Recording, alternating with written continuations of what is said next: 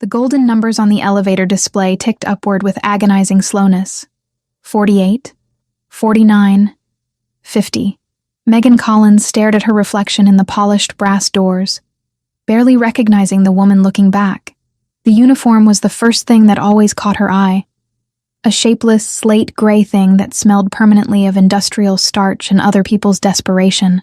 It hung loosely off her frame, hiding the sharp protrusion of her collarbones and the hollow curve of her hips. She adjusted the white apron tied around her waist, her fingers trembling slightly. It wasn't just the exhaustion, though, that was a constant companion these days. It was the hunger, a dull, gnawing ache in the pit of her stomach that she had learned to ignore over the last few months. The elevator chimed, a soft, polite sound that seemed too cheerful for the hour. 2 a.m. The graveyard shift at the Hotel Verciani was usually quiet, a time for cleaning quiet messes and delivering late-night vices to guests who had too much money and not enough peace. Megan gripped the handle of the service trolley, her knuckles turning white. The cart was heavy, laden with a silver bucket of ice that was already starting to sweat, and a bottle of bourbon that cost more than she had earned in the last 3 months combined. She pushed the cart forward, the wheels gliding silently over the thick plush carpet of the corridor. The 52nd floor was different. The air here was cooler, scented with sandalwood and silence. The sconces on the walls were real crystal, casting fractured patterns of light against the damask wallpaper. Megan kept her head down, counting the room numbers as she passed them. 500. 501. Her destination was at the end of the hall, Suite 502, the presidential suite. The staff downstairs had whispered about the guests staying there. Someone important, someone dangerous, someone who tipped in $100 bills if you were quick and invisible. Megan didn't care about the danger. She just needed the money. Her rent was 2 weeks late, and the landlord had stopped accepting excuses. She stopped in front of the double mahogany doors.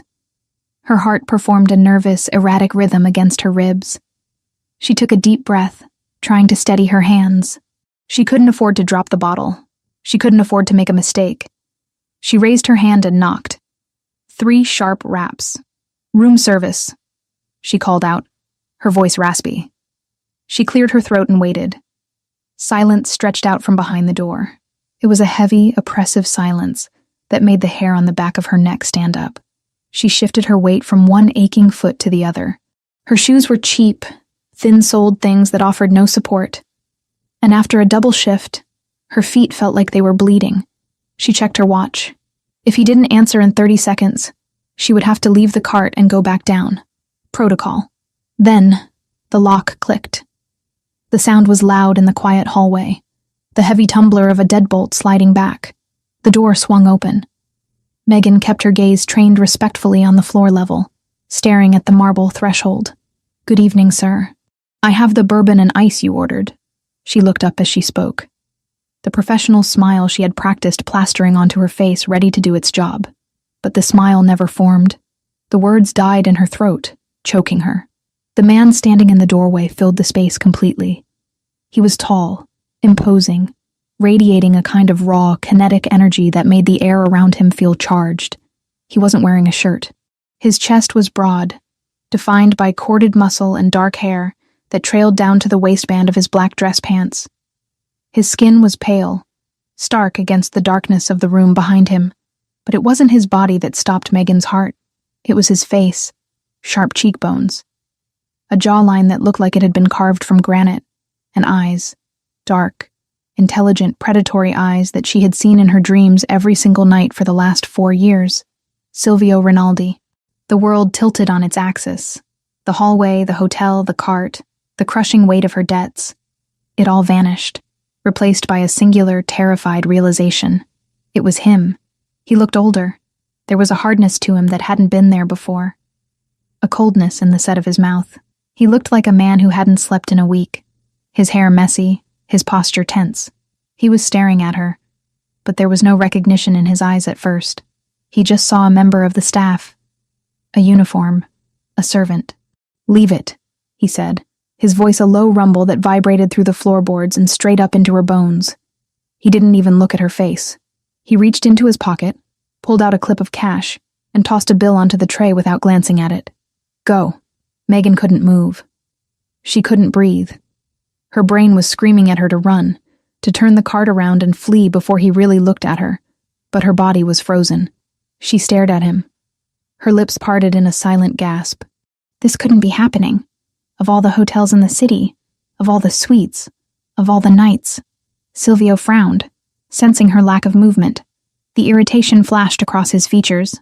He looked up from the tray, his dark eyes snapping to hers, ready to dismiss her incompetence with a cutting remark. His gaze locked onto her face. Time stopped. It didn't slow down. It ceased to exist. Silvio froze. The hand that had thrown the money remained suspended in the air for a fraction of a second before dropping to his side.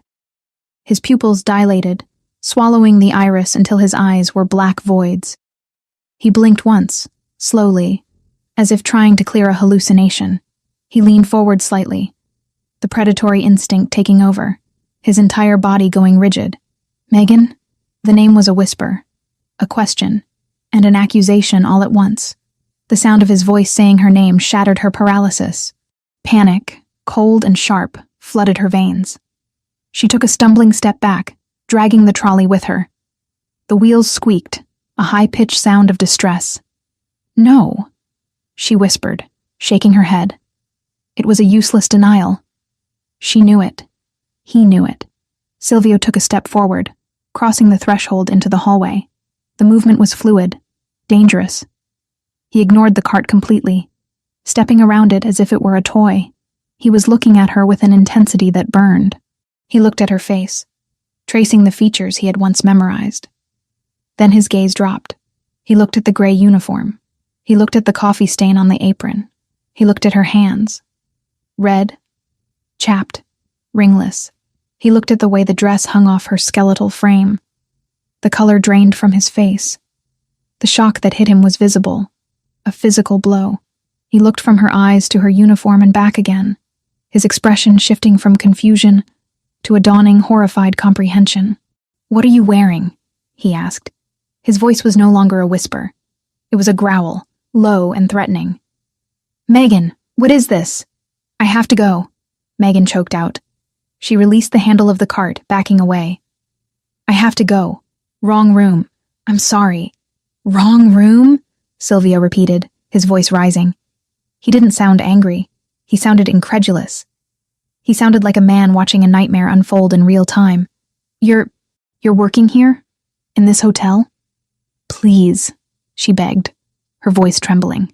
Tears stung her eyes, hot and humiliating. She didn't want him to see her like this. Not him. Anyone but him.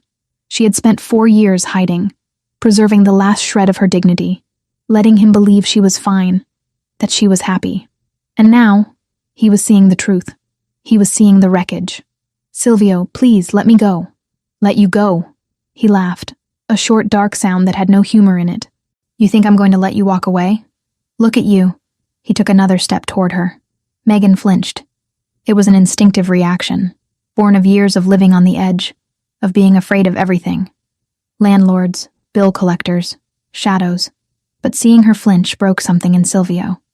He stopped dead, his hands curling into fists at his sides. "You're afraid," he murmured, the realization hitting him hard. "You're afraid of me." "I'm not," she lied, though her voice shook. I have a shift. My manager, he'll fire me if I'm not back. I need this job, Silvio." "You need this job?" He gestured violently at the cart, at the uniform. "You are my wife. You are Megan Rinaldi. You do not push carts for a living." "I'm not your wife," she snapped, a spark of her old fire flaring up in defense. "We divorced 4 years ago. I'm Megan Collins, and I work for a living. Not everyone has your money." "Divorced," he spat the word out. He looked down the hallway. The red light of the security camera blinked silently above them. He knew who watched those feeds. He knew that if the footage of this encounter, the boss of the Rinaldi family cornering a terrified, emaciated maid in a hallway, got out, it would be catastrophic. Not for him, but for her. The 'Ndrangheta were looking for weaknesses. They were looking for leverage. And she was the ultimate leverage. He couldn't leave her here. He couldn't let her get back on that elevator. He looked at her thin arms, the dark circles under her eyes that spoke of bone-deep exhaustion. She looked like she was one strong wind away from shattering. "Get inside," he ordered. "No." Megan shook her head frantically, backing up until her heels hit the wall of the corridor. "I can't. You don't understand." "I understand that you are shaking," Silvio said, his voice dropping to a terrifyingly calm register. "I understand that you look like you haven't eaten a proper meal in months. I understand that you are standing in a public hallway wearing a maid's uniform, while my enemies are likely drinking in the lobby downstairs." He closed the distance between them. Megan pressed herself against the wall, her breath hitching. He loomed over her, blocking out the light, blocking out the world. He was so close she could smell him, the scent of rain and expensive whiskey and danger. It was a scent that brought a flood of memories she wasn't strong enough to fight. "Silvio," she whispered, a plea for mercy. "Don't." He cut her off. He reached out. He didn't grab her. He didn't use force. He simply wrapped his hand around her wrist. His fingers were long, warm, and calloused. The contact was electric. It sent a shockwave through Megan's body that made her knees weak. It had been 4 years since he had touched her. 4 years of cold, lonely nights. His grip was firm, an anchor in the storm. He felt the delicate bones of her wrist beneath his fingers, felt the frantic, rabbit-fast pulse beating against his thumb. He looked down at her wrist, his expression twisting with a mixture of rage and pain. "You're so thin," he whispered, almost to himself. "God, Megan, what happened to you?" "Life happened," she said, trying to pull her hand back. He didn't let go. "Let me go, Silvio. Please. I can't be here. If I stay, I can't do this again." "You're not going anywhere," he said. "Not down to the basement. Not to clean toilets. Not to serve drinks to men who aren't fit to breathe the same air as you. It's honest work," she defended, tears finally spilling over. "I'm not ashamed of it. I am," he said brutally. "I am ashamed that I let this happen, that I didn't know." The elevator dinged again down the hall. Someone was coming. Silvio's head snapped up, his eyes narrowed. He wasn't going to let anyone see her, not like this. He shifted his body, shielding her from view, creating a wall between her and the rest of the world. "We are finishing this inside," he stated. "I can't go in there with you," Megan cried softly. "It's against the rules. They'll fire me." "Let them," Silvio snarled. "I'll buy this damn hotel and burn it to the ground if they look at you wrong. Now move." He pulled her. It wasn't a request. It was a physical command. He tugged her away from the wall, guiding her toward the open door of the suite. Megan stumbled, her feet tangling in the oversized hem of her dress. She gripped his forearm to steady herself, her fingers digging into his bare skin. The muscle beneath was hard as iron. She looked at the open door. It looked like a mouth waiting to swallow her whole. She knew that if she crossed that threshold, her life as Megan Collins, the invisible maid, was over. She knew that once Silvio Rinaldi had her behind closed doors, he would never let her return to the shadows. "Silvio, wait." She tried one last time, digging her heels into the carpet. He didn't wait. He didn't stop. He pulled her across the threshold, into the dim, warm sanctuary of the suite. He kicked the door shut behind them with a heavy final thud. The lock engaged automatically.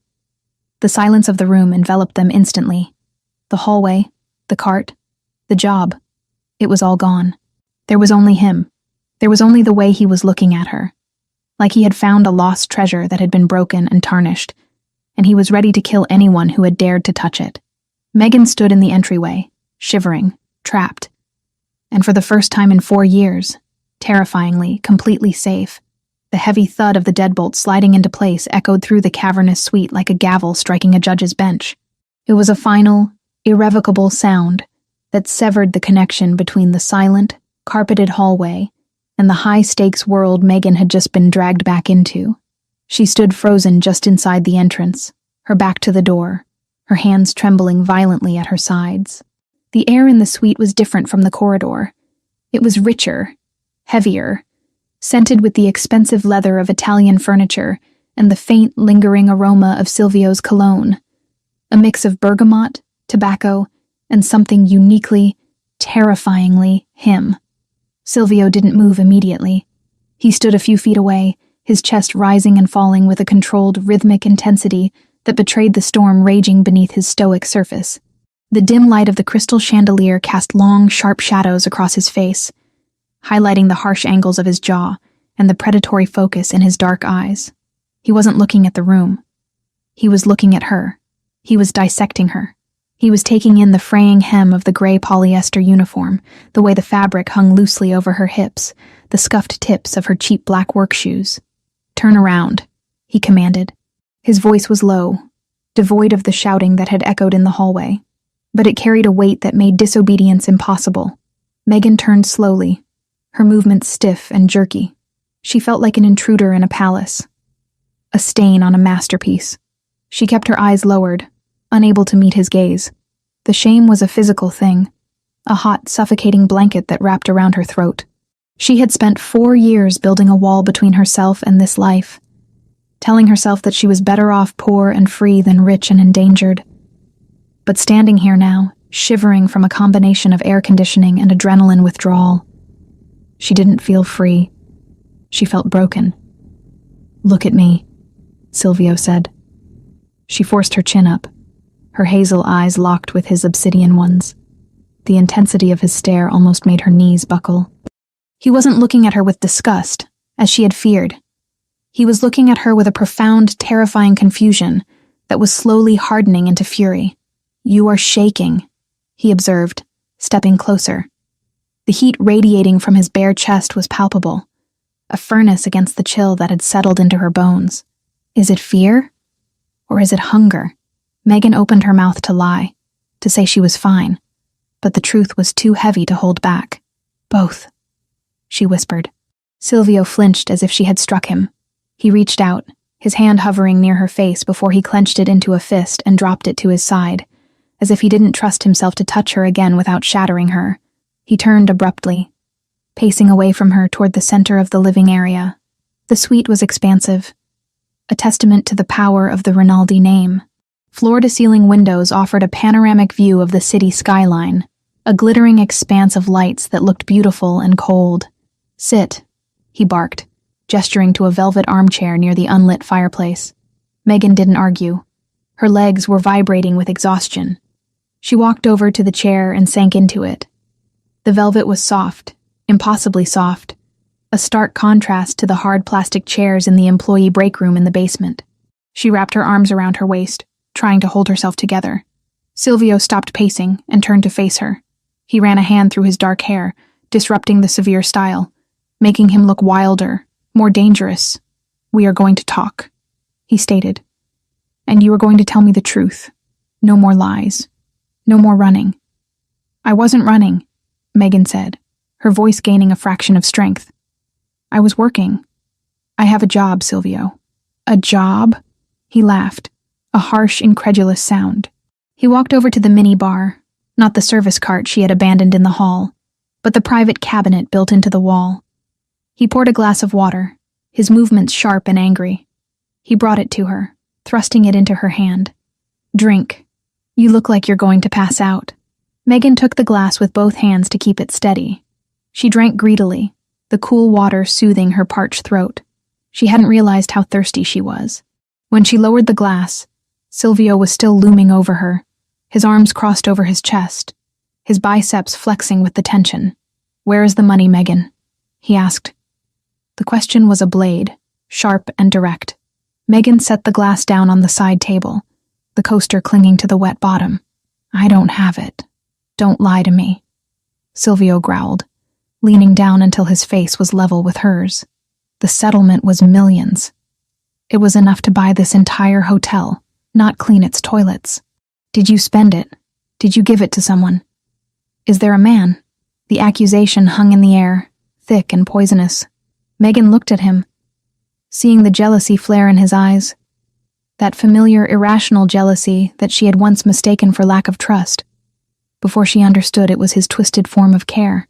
"There is no man," she said quietly. "There never was. And I didn't spend the money. Then where is it?" he demanded, his voice rising. "Why are you wearing rags? Why are your hands?"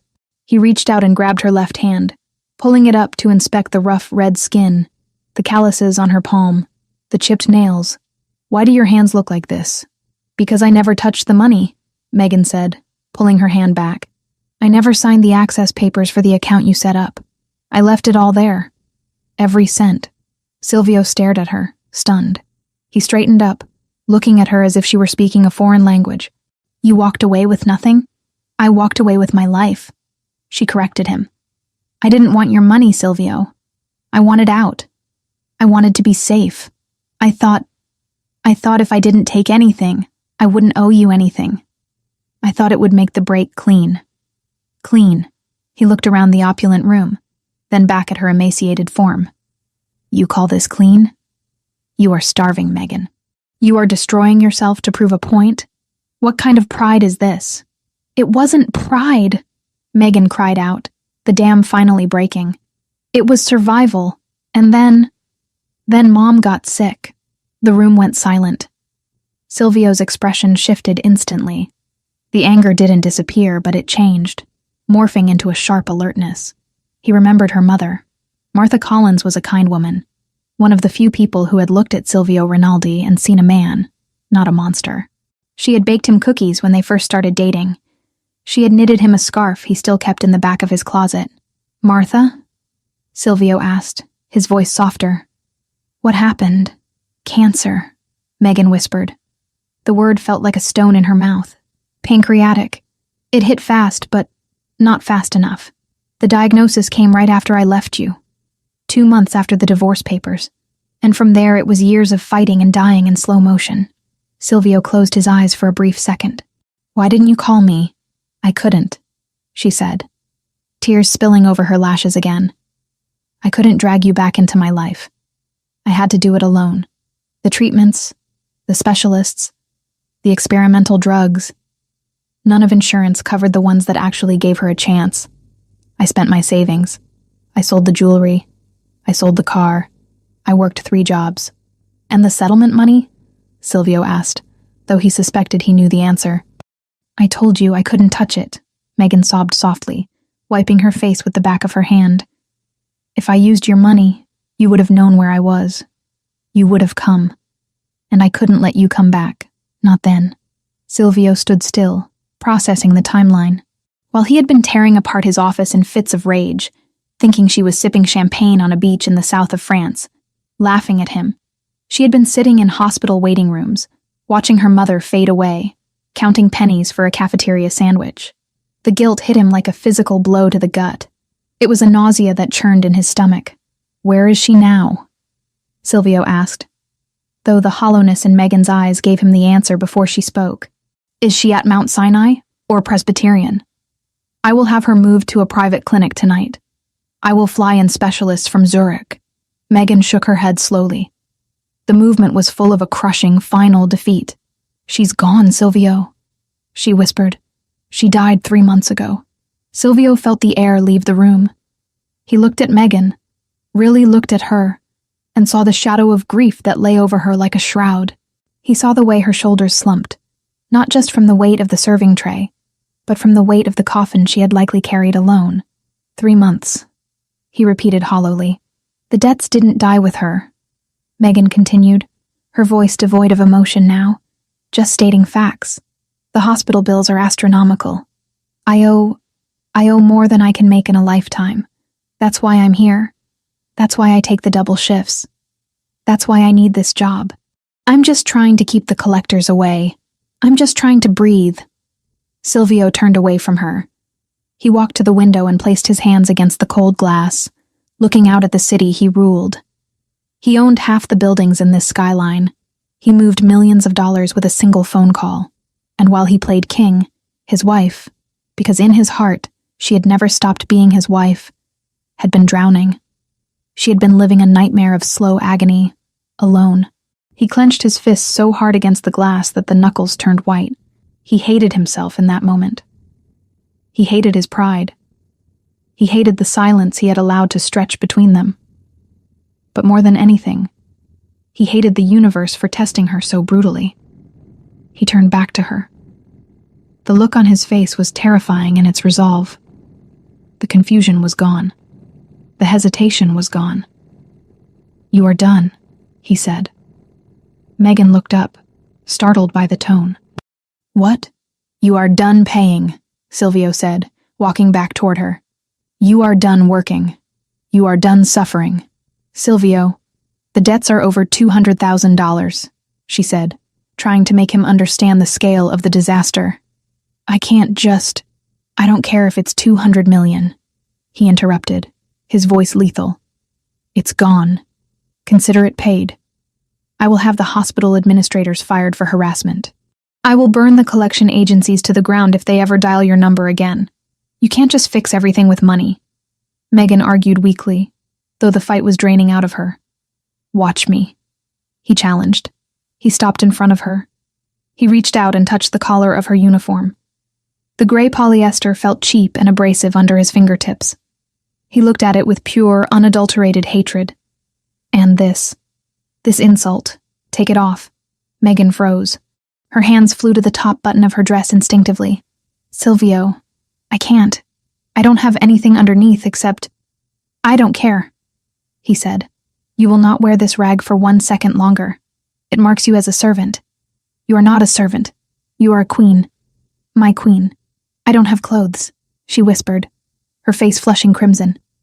"My locker is downstairs. My jeans. My sweater." "Burn them," Silvio said. "We are not going downstairs." He turned and walked to the mahogany desk where a sleek black landline phone sat. He snatched the receiver up and punched a speed dial number. He didn't look at Megan as he waited for the line to connect. He looked at the wall, his mind racing with logistics, security protocols, and retribution. "Alexander," he said into the phone. The voice on the other end answered on the first ring, sharp and alert despite the hour. "Boss?" Alexander's voice was tinny but clear in the silent room. "I need you at the Versiani. Now," Silvio ordered. "Bring the armored SUV, and bring a stylist. Wake someone up. I don't care who." "A stylist, boss?" Alexander sounded confused. "For a meeting?" "For my wife," Silvio said. There was a pause on the line, a heavy, shocked silence. "Megan, you found her?" "She was here," Silvio said, his voice cracking slightly before hardening again. "She was right under our noses, Alexander. Bring a full wardrobe. Everything. Coats, shoes, dresses. Nothing casual, nothing cheap." He glanced back at Megan, who was still sitting in the chair, looking small and fragile. He assessed her size again, his heart clenching at how much weight she had lost. "Size 0, Silvio said into the phone, the words tasting like ash in his mouth. "Maybe size 2 if the cut is small. She is unwell. Bring food. The chef from the estate. Tell him to prepare something light. Soup. Nutrients. And Alexander?" "Yes, boss?" "Bring the security detail. The full team. Level 1 protocol. No one enters or leaves this floor without my permission. If the hotel manager asks questions, buy the hotel. If he resists, remove him." "Understood. 20 minutes. Silvio hung up the phone. The click was softer this time, less like a gunshot and more like a lock snapping shut on a vault. He walked back to Megan. She was looking at him with wide, watery eyes. She looked terrified. But beneath the fear, there was something else. Relief. A profound, overwhelming relief that she tried to hide. She had been carrying the world on her shoulders for so long that she had forgotten what it felt like to put it down. "You can't just take over my life," she whispered, but the protest lacked heat. It was a reflex, a ghost of her old independence. "I already have," Silvio said. He knelt in front of her. It was a gesture of submission that no one in the underworld would ever believe Silvio Rinaldi was capable of. He took her hands in his, covering her rough skin with his warm palms. "You tried it your way, Megan. You tried to be noble. You tried to do it alone. And look where it got you. Look at what it did to you." He brought her hands to his lips, kissing the knuckles that were red from scrubbing floors. "Let me do this," he murmured against her skin. "Let me take care of you. Stop fighting me. Just for tonight. Stop fighting." Megan looked at him, the man she had loved, the man she had left to save. She looked at the dark circles under his eyes, the tension in his shoulders. She realized that he had been suffering too, in his own way, and she was so tired, She was so incredibly tired of counting coins, of ducking her head, of being invisible. "I'm tired, Silvio," she admitted, her voice breaking. "I know," he said. "I know, Bella. You don't have to be strong anymore. I have enough strength for both of us." "The manager?" she said, a last weak worry. "He'll call the police if I don't return the cart." "Let him call," Silvio said, his eyes darkening. "The police work for me. The city works for me. And as of this moment, you work for no one." He stood up, pulling her gently to her feet. She wobbled, her equilibrium thrown off by the sudden movement and the emotional whiplash. Silvio caught her instantly, his arm wrapping around her waist, solid and unbreakable. He held her against him, not in a sexual embrace, but in a protective one. He was shielding her from the air itself. "Go to the bathroom," he said, nodding toward the marble-tiled sanctuary to the left. "Take a shower. Wash this place off your skin. Wash the smell of that detergent out of your hair. There are robes in there. Put one on. By the time you come out, Alexander will be here." Megan hesitated. "And my uniform? Leave it on the floor," Silvio said, his voice vibrating with disgust. "I will have it burned. You will never wear it again. You will never serve another person as long as you live, Megan. That life is dead. You hear me? It is dead." Megan looked at the door to the bathroom, then back at the door to the hallway. She knew that walking into that bathroom was a surrender. It was accepting that she was no longer Megan Collins, the struggling maid. She was returning to the cage. But looking at Silvio, seeing the raw pain and fierce determination in his eyes, she realized it wasn't a cage. It was a fortress, and right now, with the wolves of poverty and grief nipping at her heels, a fortress was exactly what she needed. "Okay," she whispered. She stepped away from him, her hand lingering on his arm for a fraction of a second before she turned. She walked toward the bathroom, her footsteps silent on the thick carpet. She felt Silvio watching her every step, standing guard, a sentinel who would burn the world down before he let her fall again. She opened the door to the bathroom and stepped inside. The lights were bright, reflecting off white marble and gold fixtures.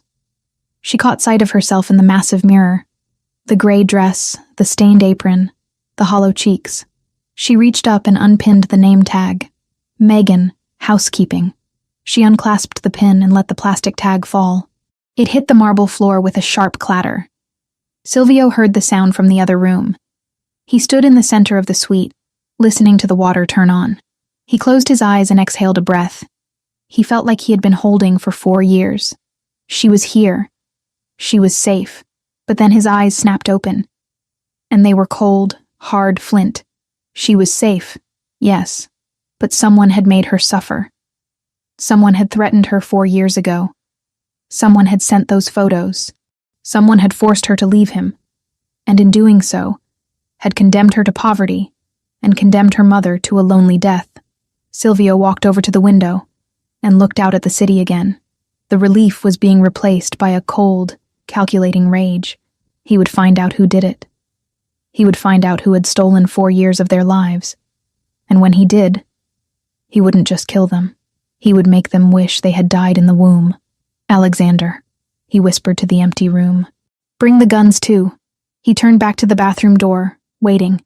The shower was running. The nightmare of the hallway was over. The war for the future had just begun.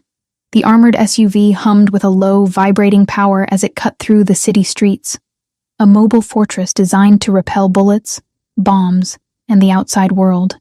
Inside, the silence was absolute, save for the rhythmic thrum of the tires against the asphalt. Megan sat in the back seat, her body rigid, wrapped in a cashmere coat that Alexander had brought, a coat that cost more than the total earnings of her last 3 years.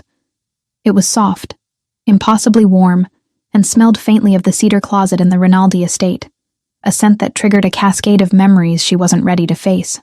Silvio sat beside her. He didn't touch her, but his presence was a physical weight, a gravitational pull that she had to actively resist.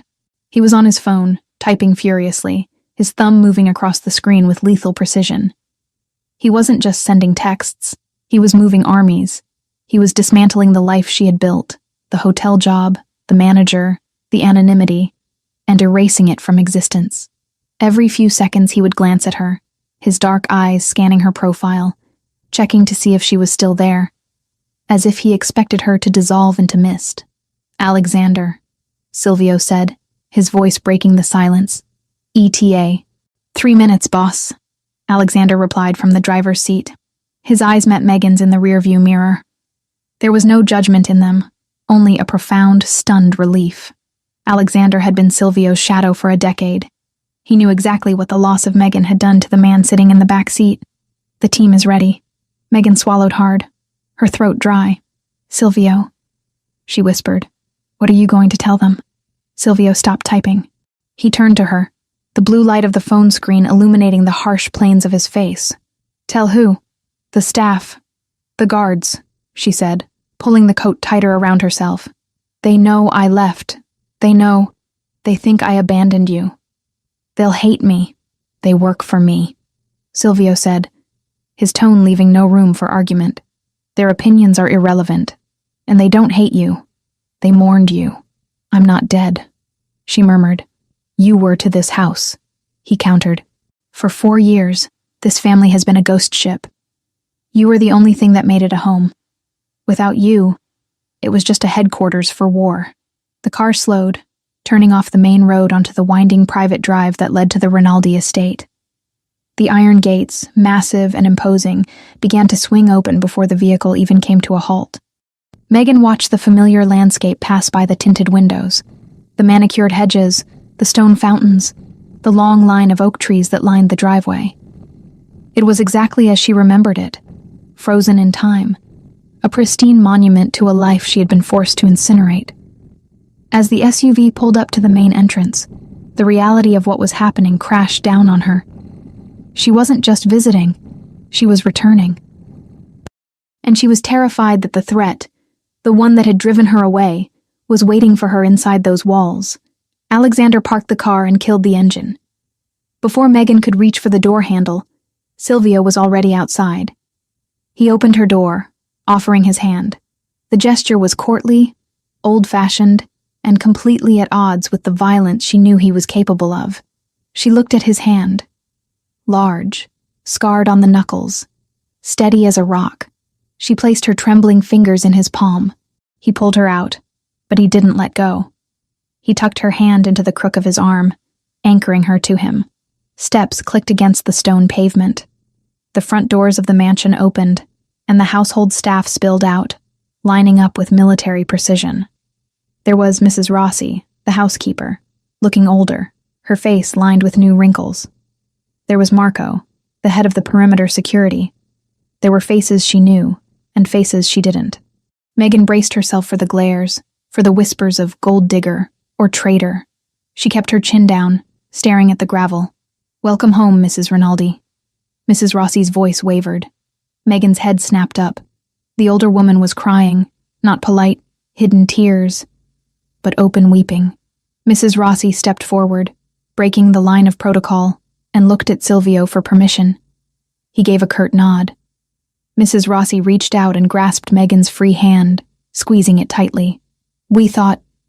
Mrs. Rossi choked out.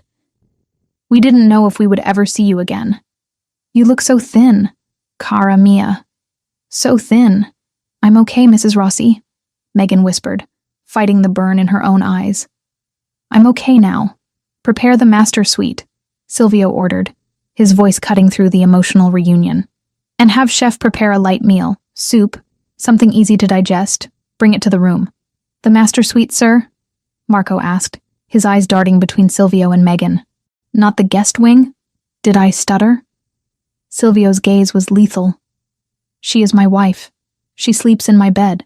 If anyone has a problem with that, they can leave their badge at the gate and walk home." "No, sir." "Understood," Marco said quickly, signaling the team to stand down and secure the perimeter. Silvio guided her inside. The foyer was vast, with a double staircase that curved up to the second floor like the ribs of a giant beast. The crystal chandelier overhead cast a prism of light on the marble floor. It was cold. That was the first thing Megan noticed. The house felt cold, sterile, as if no one had lived here, really lived here since she left. There were no fresh flowers on the central table, just a sculpture of abstract bronze. It's quiet, she noted. I stopped entertaining, Silvio said briefly. I stopped doing a lot of things. He led her up the stairs. Every step felt like walking backward in time. When they reached the double doors of the master bedroom, Megan hesitated. This was the heart of the house. This was where they had spent lazy Sunday mornings, where they had argued, where they had made love. Silvio pushed the doors open. Megan stepped inside and gasped. It was exactly the same. Her vanity table was still cluttered with the perfume bottles she had left behind. Chanel, Joe Malone, nearly empty bottles that had gathered dust. Her favorite throw blanket was folded at the foot of the bed. A book she had been reading 4 years ago, a paperback novel with a cracked spine, was still sitting on the nightstand on her side of the bed, a bookmark marking page 142. You kept it, she breathed. I couldn't touch it, Silvio admitted, closing the door behind them and locking it. The maids were instructed to clean around it. If they moved a single item, they were fired. I needed to know that you existed, that I hadn't hallucinated our marriage. He walked over to her, removing the heavy cashmere coat from her shoulders. Underneath, she was wearing a silk dress Alexander had brought to the hotel, a deep navy blue that hung loosely on her frame, but was a vast improvement over the maid's uniform. I have to go back out, Silvio said abruptly. Megan spun around, panic flaring in her chest. What? You're leaving? I have business to conclude, he said, his face hardening into the mask of the capo. The Hotel Versiani, the manager who threatened to fire you, the people who watched you starve and did nothing. I need to have a conversation with them. Silvio, don't, she pleaded, grabbing his arm. It doesn't matter. They were just doing their jobs. I was late. You were my wife, he snarled, and they treated you like a slave. I am going to ensure that never happens again. I will be back in an hour. You are safe here. The perimeter is locked down. Alexander is outside the door. No one gets in. Please don't hurt them, she whispered. I will do what is necessary, was all he said. He kissed her forehead, a hard, brief press of his lips that felt like a brand, and then he was gone. The hour that followed was agonizing.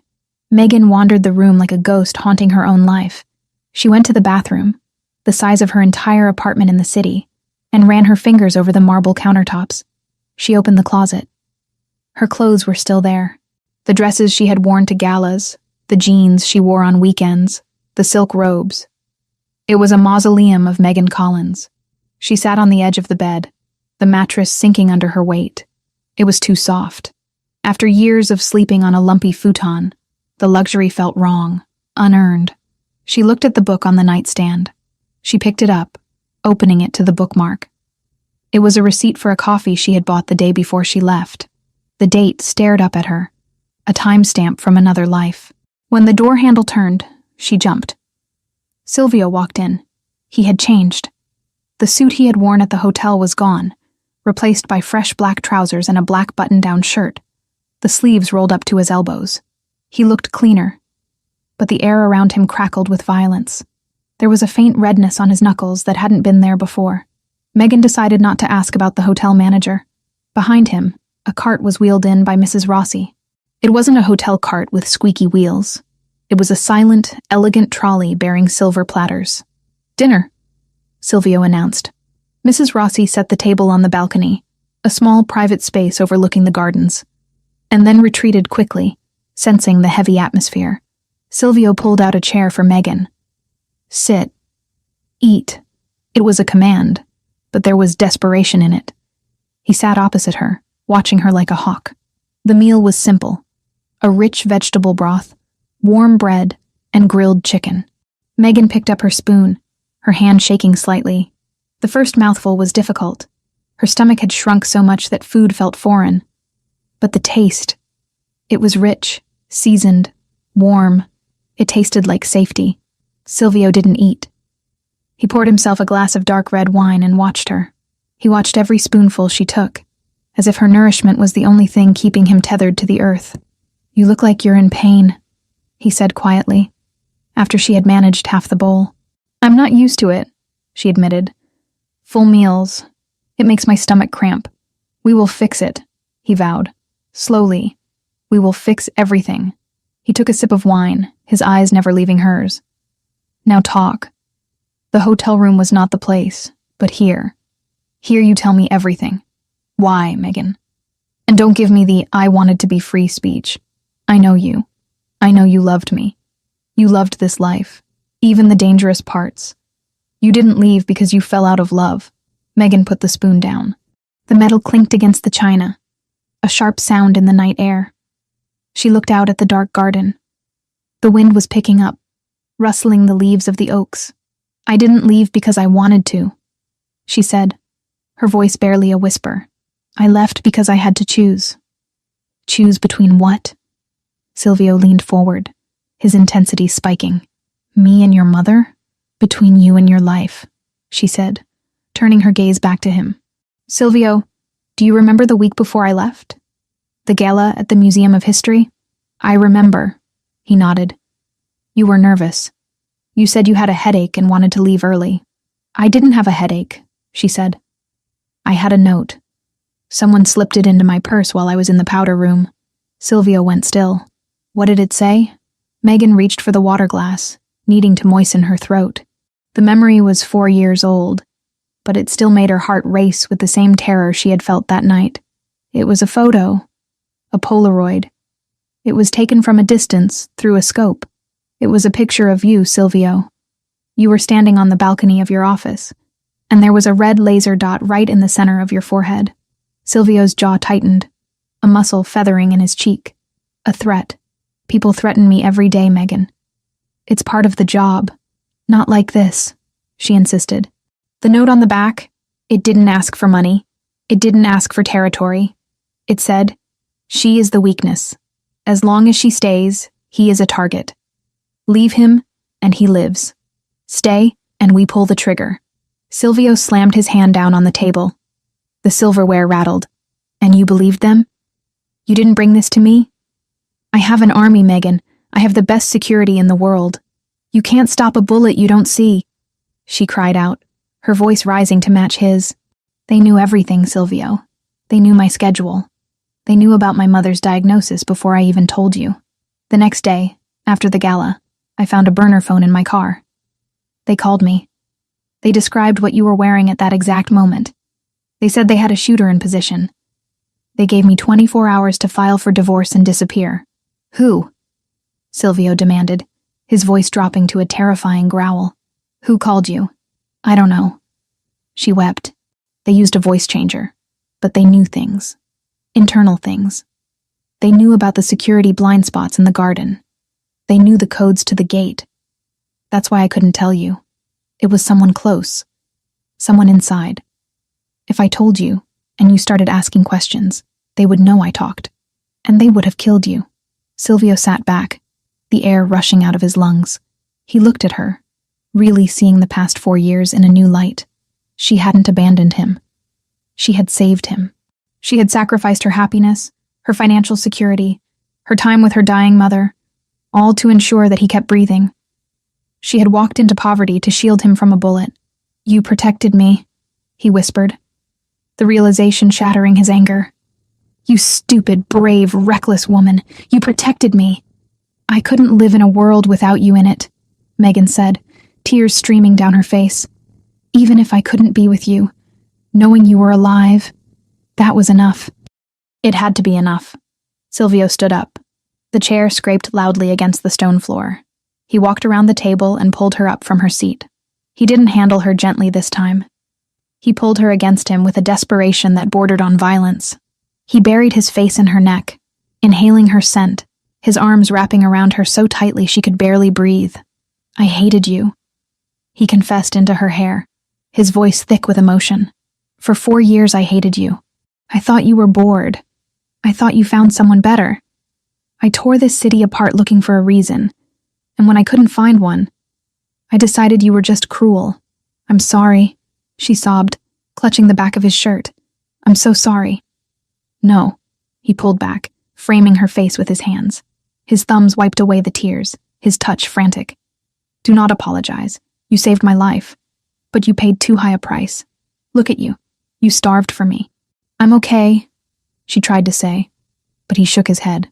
You are not okay. But you will be. He swore. Listen to me, Megan. Whoever did this, whoever sent that photo, whoever made that call, they made a mistake. They let you live.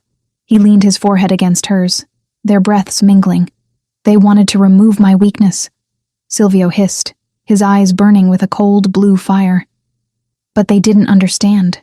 You aren't my weakness. You are my reason. And now that you are back, I am going to find them.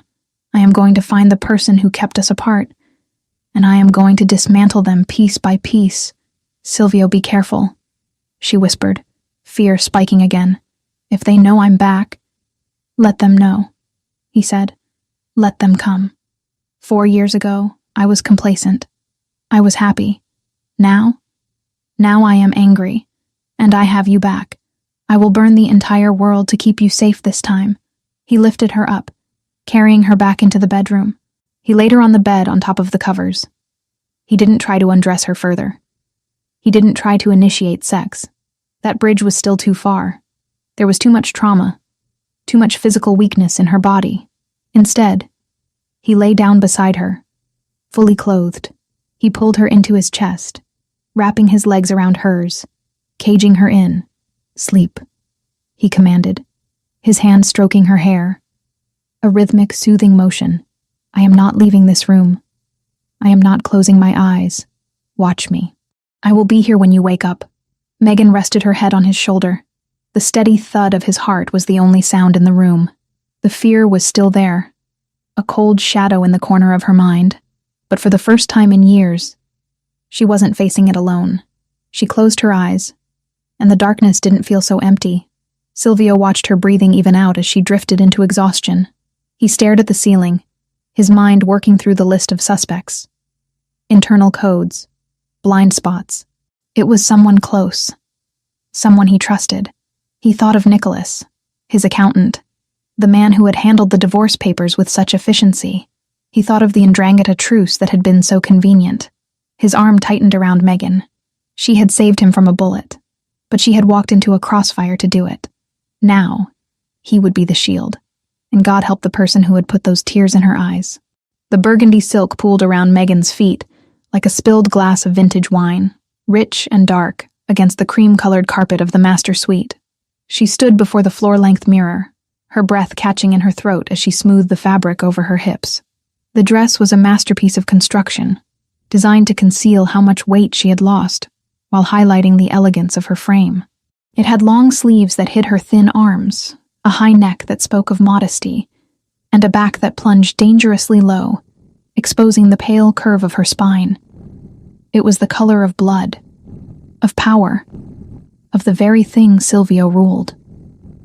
Mrs. Rossi stood behind her, her hands fluttering nervously as she adjusted the hem. It fits perfectly, Signora, the housekeeper whispered, though her eyes were sad as they traced the sharpness of Megan's shoulder blades. You look regal. Megan stared at her reflection. She didn't see a queen. She saw a fraud. She saw the woman who, just 72 hours ago, had been scrubbing grout in a hotel bathroom for minimum wage. The makeup artist had done a miraculous job concealing the dark circles under her eyes, and the hairdresser had swept her brunette locks into an intricate chignon that added height and sophistication. But inside, she was still shaking. She was still the woman who flinched when doors slammed. Leave us, a deep voice commanded from the doorway. Mrs. Rossi bobbed a quick curtsy and hurried out, closing the heavy double doors with a soft click. Megan watched in the mirror as Silvio walked into the frame.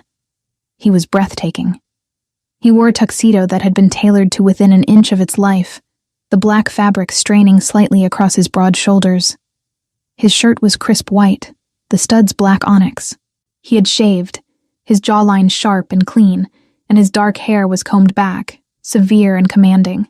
He looked every inch the king of the city, the monster in the dark that children were warned about, and the man she loved with a desperation that terrified her.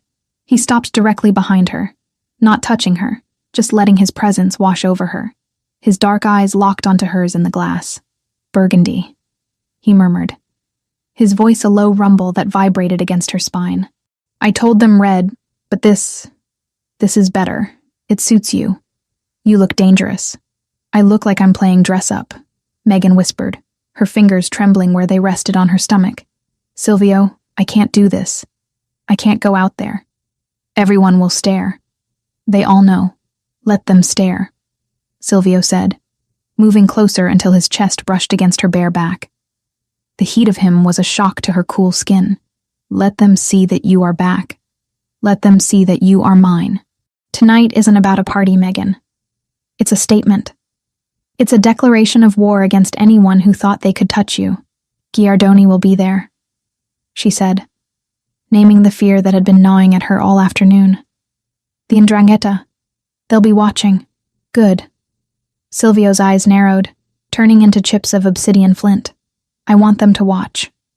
I want Giardoni to see exactly what he can't have. I want him to see that the Rinaldi family is whole again. He reached into his pocket and pulled out a long velvet box. He snapped it open to reveal a necklace of diamonds and rubies, the stones arranged in a pattern that looked like falling petals, or drops of blood. He lifted it from the case, the gems catching the light of the chandelier. Lift your hair, he instructed. Megan obeyed, her hands shaking as she swept the loose tendrils away from her neck. Silvio placed the cold metal against her skin. He took his time fastening the clasp, his fingers lingering on the sensitive nape of her neck. He leaned down and pressed a kiss to the spot just below her ear. A proprietary claim that sent a jolt of electricity straight to her core. You are not the maid anymore, he whispered against her skin. You are Megan Rinaldi. You survived poverty. You survived grief. You survived leaving me. A room full of old men in tuxedos is nothing compared to what you have already conquered. Do you understand? Megan lowered her hands, letting the weight of the diamonds settle against her collarbones. She looked at herself again, with Silvio standing behind her, his dark form framing hers. She didn't look frail. She looked protected. She looked part of a unit that could burn the world down. I understand, she lied, forcing strength into her voice. Good. Silvio stepped back, offering his arm. Then let's go show them what they're up against.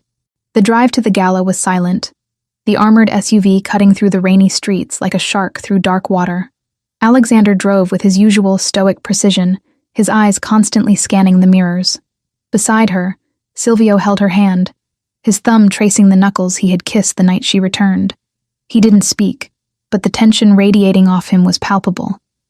He was coiled, ready to strike, his body a loaded weapon.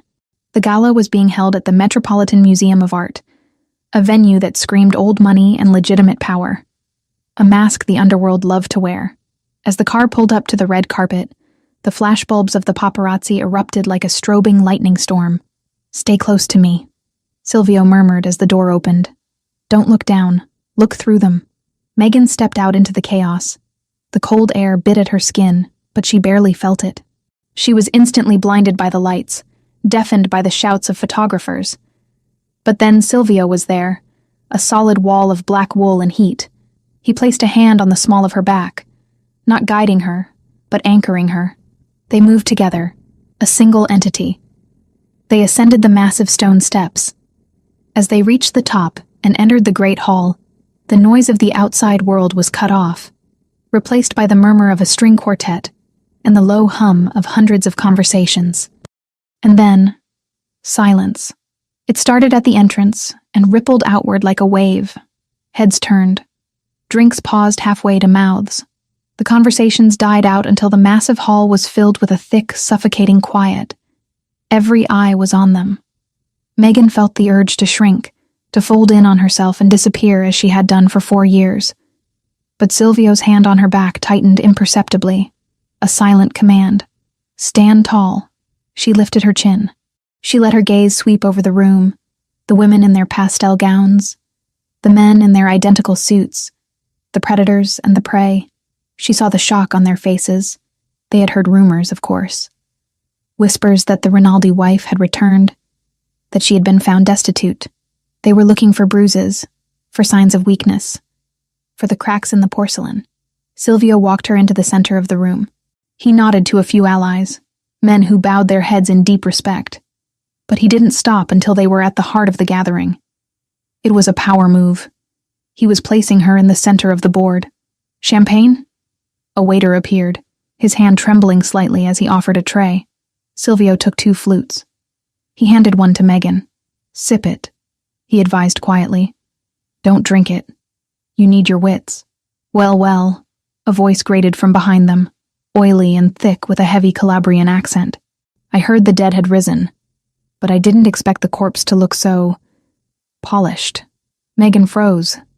She knew that voice. She turned slowly, Silvio turning with her, his body shifting to shield her partially. Standing there was Franco Giardoni, the head of the 'Ndrangheta faction in the city. He was a short, thick-set man with a face that looked like it had been punched one too many times, and a suit that was too shiny to be tasteful. He was holding a scotch, his eyes raking over Megan with a mixture of lust and contempt. "Giardoni," Silvio said, his voice flat. "I see they let anyone in these days. I thought this event had a dress code." Giardoni laughed, a wet, wheezing sound. "Always with the jokes, Rinaldi, but I wasn't talking to you. I was talking to the little lady." He took a step closer, ignoring the lethal warning in Silvio's stance. "Megan. It is Megan, right? Or do you go by a different name now? I heard you were going by... what was it? Hey, you? Housekeeping?"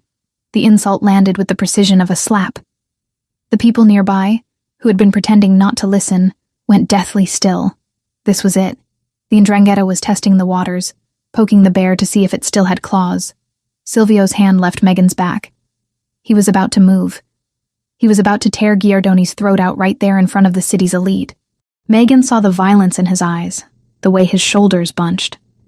If he attacked Giardoni here, the truce would shatter instantly, and the police commissioner standing 10 feet away would have to act.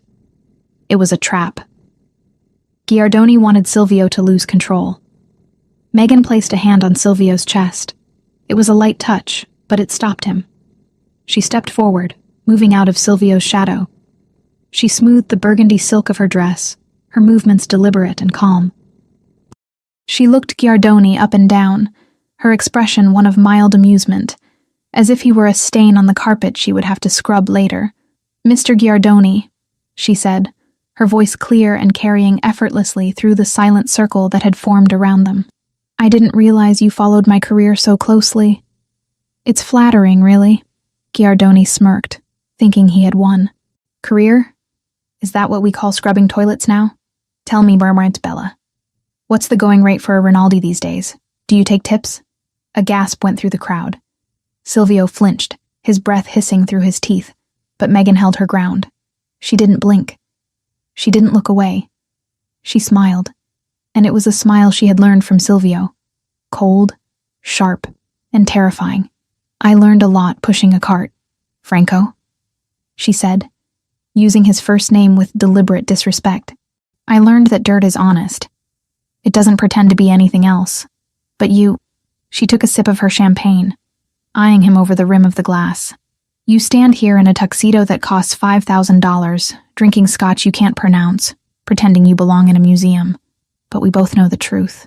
She took a step closer to him, invading his personal space, forcing him to look up at her because of her heels. "Some people clean the trash," Megan whispered, loud enough for the inner circle to hear. "And some people are the trash. No amount of money will ever scrub the stench off you, Franco. You smell like a desperate second best." Giardoni's face turned a mottled purple. The smirk vanished, replaced by pure, unadulterated rage.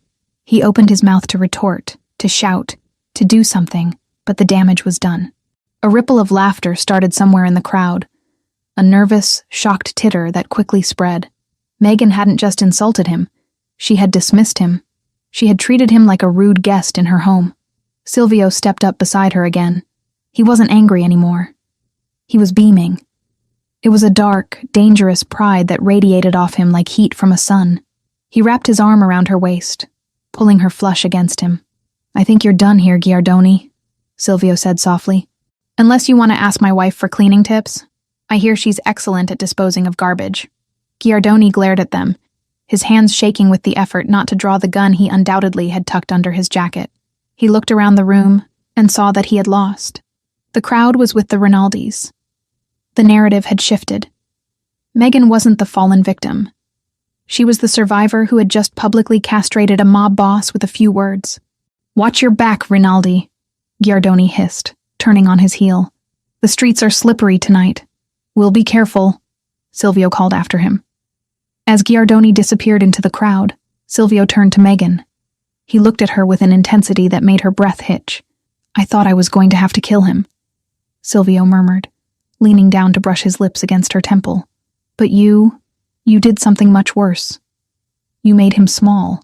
"I was terrified," Megan admitted, her legs starting to tremble now that the adrenaline was fading. "I thought I was going to throw up." "You were magnificent," Silvio said. "You are a Rinaldi, through and through." "I want to leave," she whispered. "Please, Silvio, take me home. I can't do this anymore. The adrenaline is wearing off and I feel weak." Silvio nodded immediately. He signaled to Alexander, who was waiting by a pillar near the exit. "We're leaving. Now." They moved toward the exit, cutting through the crowd. People moved out of their way, their gazes now filled with a new kind of respect, or perhaps fear. Megan didn't care. She just wanted the safety of the car. She wanted to take off the dress and the diamonds and curl up in the bed that smelled like Silvio. They stepped out into the cool night air. The rain had stopped, leaving the pavement slick and black. The valet brought the armored SUV around. Alexander opened the back door, scanning the street. "Clear," Alexander said. Silvio helped Megan inside. He climbed in after her, the heavy door thudding shut, sealing them in the quiet luxury of the leather interior. "You did well," Silvio said, reaching for her hand. "Better than well." "He hated me," Megan said, leaning her head back against the seat. "Giardoni. He looked at me like he wanted me dead. He wants us all dead," Silvio said dismissively. "He's a relic. We will deal with him." The car pulled away from the curb, merging into the late-night traffic. Megan closed her eyes, letting the motion of the car soothe her. She felt Silvio's thumb rubbing circles on the back of her hand. For the first time in hours, she allowed herself to relax. They turned onto a quieter street, a shortcut that led toward the highway back to the estate. It was a route they rarely took, chosen by Alexander to avoid the paparazzi traffic. The explosion didn't sound like a bang. It felt like a punch. The world went white. The SUV shuddered violently, lifting off the ground for a terrifying second before slamming back down onto its suspension. The sound of screeching metal tore through the air. Megan was thrown sideways, her head slamming against the padded leather of the door. "Get down!" Silvio roared. He was on top of her instantly, his heavy body covering hers, pinning her to the seat. Another impact hit the side of the car. Bullets. The rhythmic, terrifying thwack, thwack, thwack of automatic fire hammering against the reinforced glass. The window beside Megan's head spiderwebbed into a million opaque fractures but held. "Alexander!" Silvio shouted. "Tires are blown!" Alexander yelled back, his voice strained as he fought the steering wheel. The car was fishtailing wildly, the rims grinding sparks against the asphalt. "They hit the front axle. We're sitting ducks." The car spun, slamming into a parked van with a bone-jarring crash that threw them forward. Silvio took the brunt of the impact, his shoulder hitting the front seat, but he didn't let go of Megan. He kept her head tucked into his chest, shielding her with his own flesh and bone. "Are you hit?" he demanded, grabbing her face, his eyes wild as he scanned her for blood. "No," Megan gasped, her ears ringing. "I'm okay." "Silvio, what is happening?" "Ambush," he snarled. He reached under his tuxedo jacket and pulled out a handgun, a sleek black weapon she hadn't even known he was carrying. "Stay down. Do not lift your head. Do not look out the window." The firing stopped for a second, replaced by the sound of engines revving. "Motorcycles. They're circling," Alexander reported, drawing his own weapon. 4 bogies, maybe 5. Silvio looked at the spider-webbed window. The glass was holding, but it wouldn't hold forever. He looked at Megan. She was curled in a ball on the floor of the car, the burgundy dress ruined, her eyes wide with terror. But she wasn't screaming. She was waiting for instructions. "Listen to me," Silvio said, his voice deadly calm amidst the chaos. The glass is rated for assault rifles. They can't get in unless they blow the doors. Alexander is going to keep moving. I need you to stay on the floor. Can you do that? Yes, Megan whispered. Silvio looked out the front windshield. He saw the setup. It wasn't just a random hit. They had been waiting. They knew exactly which street Alexander would take. They knew the exact moment to detonate the IED to take out the tires. This wasn't Giardoni acting alone, Silvio said, his voice cold as ice. He knew the route. Alexander, who knew the route? Only the inner circle, boss, Alexander said, his face pale as he punched the accelerator, forcing the crippled SUV to grind forward on its rims. Me, you, Marco, and... He trailed off. And Nicholas. Silvio finished the sentence, the name tasting like bile. Nicholas, the accountant. The man who managed the logistics. Another volley of bullets hit the back of the car, sounding like hail on a tin roof. We have a leak, Silvio said, checking the magazine of his gun. He looked down at Megan, his expression shifting from rage to fierce protection. And they just made the last mistake of their lives. He racked the slide of the gun. Hold on, Silvio commanded. We are going to push through. Megan squeezed her eyes shut, listening to the grinding metal and the gunfire, feeling the heat of Silvio's body shielding her. The gala, the dress, the victory. It all felt 1,000,000 miles away. This was the reality of being Mrs. Rinaldi. This was the life she had chosen to return to. But as she felt Silvio's hand grip her shoulder, solid and unshakable, she realized something. She would rather be here, under fire with him, than safe and alone in a cold apartment. I'm with you, she whispered into the darkness of the floorboard. Always. Silvio vowed. Alexander, ram them. The SUV surged forward, turning into a weapon, as the Rinaldis went to war. The tires of the replacement vehicle crunched over the pristine, untouched snow, a sound like crushing bone that echoed in the absolute silence of the mountain ridge. They were miles above the city now, far removed from the smoke, the shattered glass, and the screaming sirens of the ambush. The safe house wasn't a cabin in the traditional sense. It was a fortress of glass and steel jutting out from the cliff face. A modern monolith designed for two things: isolation and defense. Silvio killed the engine. The sudden absence of the motor's hum was deafening. He didn't move immediately. He sat gripping the steering wheel, his knuckles white, his breath fogging in the cold air of the unheated car. His tuxedo jacket was torn at the shoulder, stained with dust and a dark wet patch that Megan had been staring at for the last 20 miles. We're here, he said, his voice rough, sounding like gravel grinding together. Megan nodded, though she couldn't stop her teeth from chattering. It wasn't just the cold, it was the adrenaline crash. The shootout, the high-speed chase, the desperate switch to the backup vehicle Alexander had staged under a highway overpass. It had all happened in a blur of violence. Now, the stillness was terrifying. Silvio got out, the cold mountain wind whipping his hair back. He opened her door and pulled her out, not waiting for her to find her footing.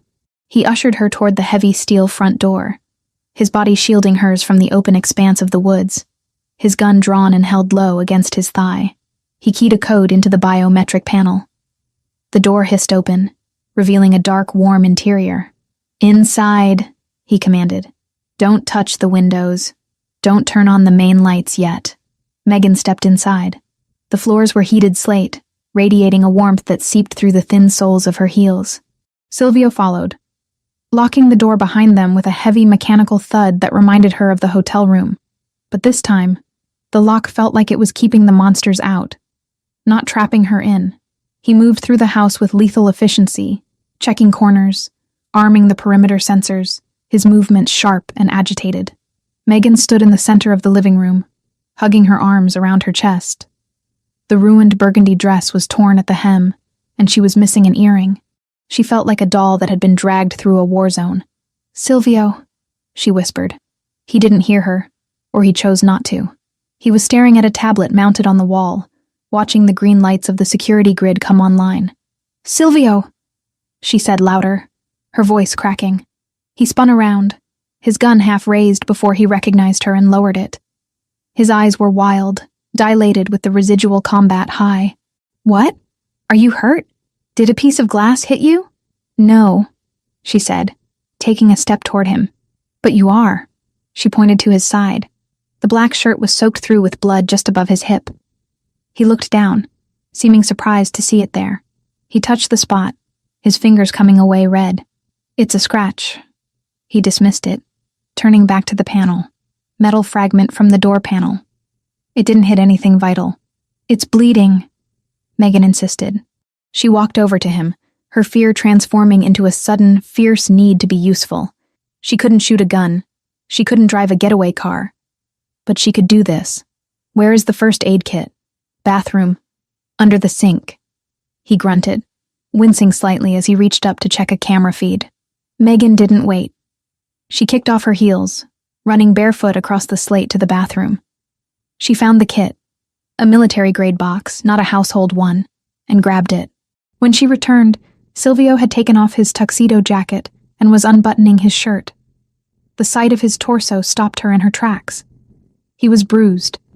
A large purple welt was forming on his shoulder where he had slammed into the dashboard, protecting her. But it was the cut on his side that drew her eye. A jagged laceration about 3 inches long. It wasn't deep enough to be fatal, but it was ugly, and it was still oozing dark blood. "Sit down," she ordered, pointing to the leather sofa. Silvio looked at her. For the first time since the explosion, the manic energy in his eyes receded, replaced by a heavy exhaustion. He dropped the shirt on the floor and sat, wincing as his skin stretched. Megan knelt between his legs, opening the kit. The smell of antiseptic wipes and sterile gauze filled the air, replacing the scent of gunpowder that clung to their clothes. Her hands, which had been shaking uncontrollably in the car, were suddenly steady. This was a problem she could solve. This was a ledger she could balance. "This is going to sting," she warned, peeling open an alcohol swab. "Do it," he said, staring at the ceiling. She pressed the pad against the wound. Silvio hissed, his abdominal muscles seizing under her fingers, hard as rock. She worked quickly, cleaning the blood away, checking for debris. "It needs a stitch," she murmured, examining the depth. "Maybe 2. But butterfly strips will hold it if you don't move around too much." "I'm not moving," he said. His voice was lower now, watching her. He wasn't looking at the wound. He was watching her face. He was watching the way her brow furrowed in concentration, the way she bit her lip as she applied the antibiotic ointment. "You saved me," she whispered, not looking up as she applied the adhesive strips. "In the car. You threw yourself over me. I would have thrown myself in front of a train," Silvio replied simply. "A few bullets are nothing." "It's not nothing," she argued, her voice trembling again. She smoothed the bandage down, her fingers lingering on his warm skin. She could feel his heart beating against her palm, a strong, steady rhythm that reassured her he was alive. "You could have died, Silvio, if that glass hadn't held." "But I didn't," he said. He reached out and caught her hand, stopping her ministrations. "And neither did you." He pulled her hand up to his chest, pressing it over his heart. His skin was burning hot. The contact broke the clinical atmosphere instantly. Suddenly, the room felt very small, and the air very thin. "Why?" she asked, the question that had been haunting her since the hotel hallway finally bubbling to the surface. "Why did you come for me? After 4 years? After you thought I just left?" Silvio looked at her, his dark eyes searching hers. "Because you are mine. We're divorced," she whispered, though the words felt hollow even as she said them. "I signed the papers. I sent them to Nicholas. I saw the decree." Silvio let out a short, bitter laugh. He released her hand and leaned back against the sofa, closing his eyes for a moment. "You saw a piece of paper, Megan. You saw what I wanted you to see." Megan froze. "What do you mean?" He opened his eyes. They were clear, unyielding. "I never signed them." The silence in the cabin was absolute. The wind howled outside, scratching against the glass. But inside, the world had stopped. "What?" she breathed. "I never signed the divorce papers," Silvio repeated, his voice firm. "Nicholas brought them to me every week for the first year. He told me it was financial suicide to stay married to a woman who had vanished. He told me I needed to protect the assets. I threw him out of my office every single time. But the decree, Megan stammered. I received a copy in the mail. It had the judge's seal. A forgery, Silvio admitted without a shred of remorse. I had Nicholas send it to the P.O. box you used for the lawyer. I knew you wouldn't come back if you thought you were still tied to me. I knew you wanted to be free. So I let you believe you were. Megan stared at him, her mind reeling. So we are married, Silvio finished. Legally, spiritually, in every way that matters. There has not been a single second in the last 4 years where you were not Megan Rinaldi. He sat up, ignoring the pain in his side, and leaned toward her. The intensity of his gaze pinned her to the spot. I couldn't do it, he confessed, his voice dropping to a rough whisper. I tried. I held the pen. But every time I looked at that line, it felt like signing my own death warrant. I would rather have lived in hell knowing you were somewhere in the world as my wife than live in heaven as a free man. Tears pricked Megan's eyes. She thought of her mother's hospital bills, the crushing debt, the fear of the collectors. She thought of the nights she had cried herself to sleep, missing him, thinking she had severed the bond forever. And all this time, you kept me, she said, a tear sliding down her cheek. I will always keep you, he vowed. He reached out and wiped the tear away with his thumb, his touch rough but infinitely gentle. I told you tonight. You never left. You just took a long walk. The distance between them vanished. It wasn't a decision. It was gravity. Megan moved, or maybe he pulled her. She didn't know. Suddenly she was straddling his lap, careful of his injury, her hands tangling in his dark, messy hair.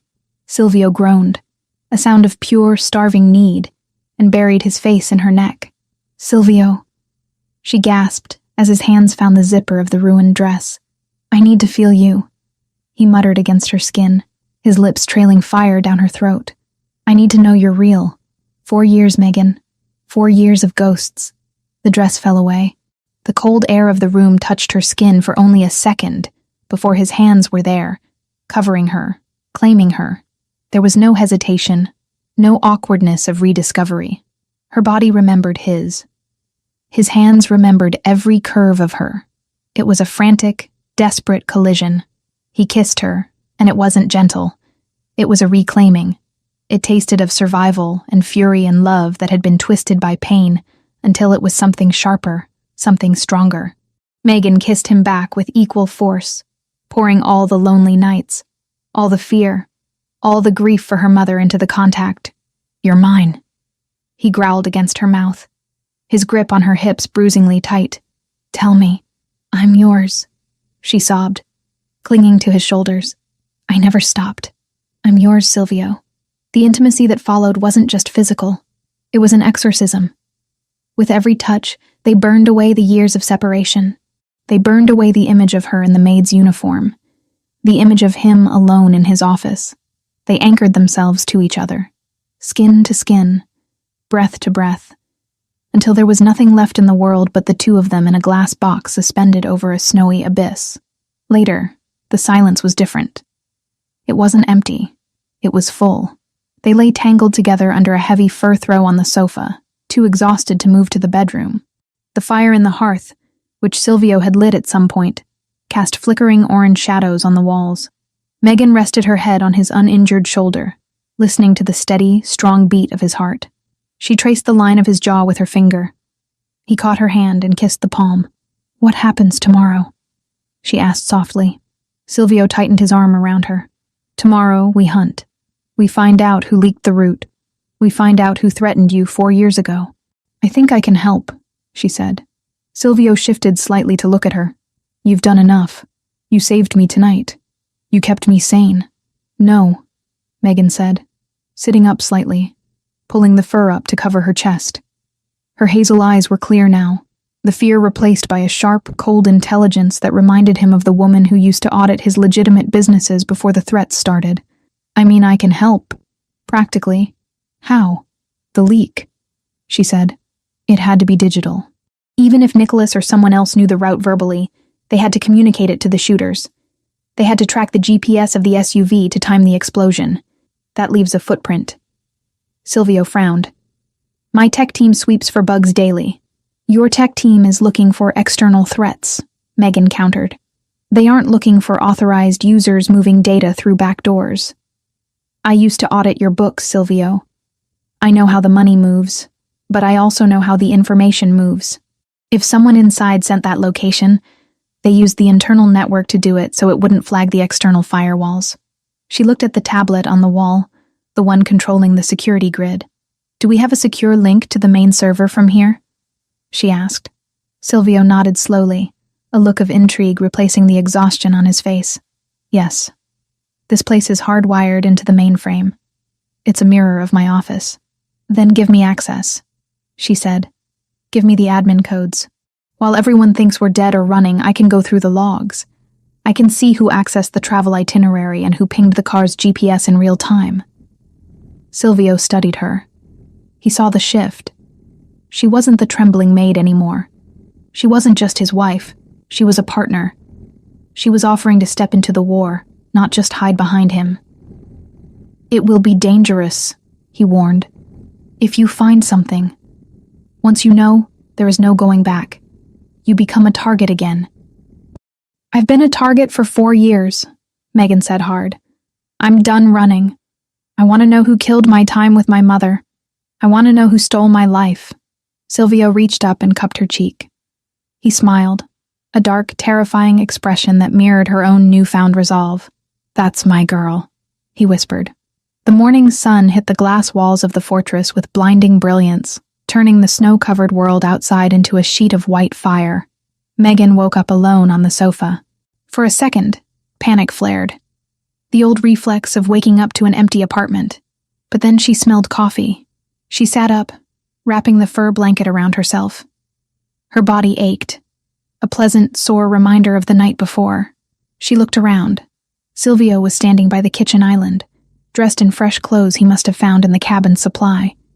Black tactical pants and a gray thermal shirt that stretched tight over his chest. He was on the phone, speaking in rapid, hushed Italian. He saw her move and hung up immediately. Good morning, he said. He walked over with a mug of coffee, steaming and black, just the way she used to take it. Morning. She took the cup, her fingers brushing his. Is everything okay? The wound? Stiff, he admitted, touching his side. But fine. The bleeding stopped. He leaned against the island, crossing his arms. I made some calls. The official story is that we are missing. Presumed dead or critically injured. The car wreck looked bad enough to sell it. The 'Ndrangheta is celebrating. Chiardoni thinks he won. Good. Megan blew on her coffee. Let them celebrate. It makes them sloppy.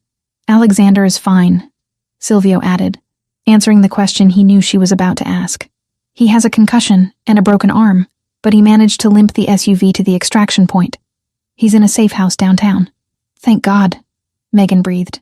Now. Silvio pushed a sleek silver laptop across the granite countertop toward her.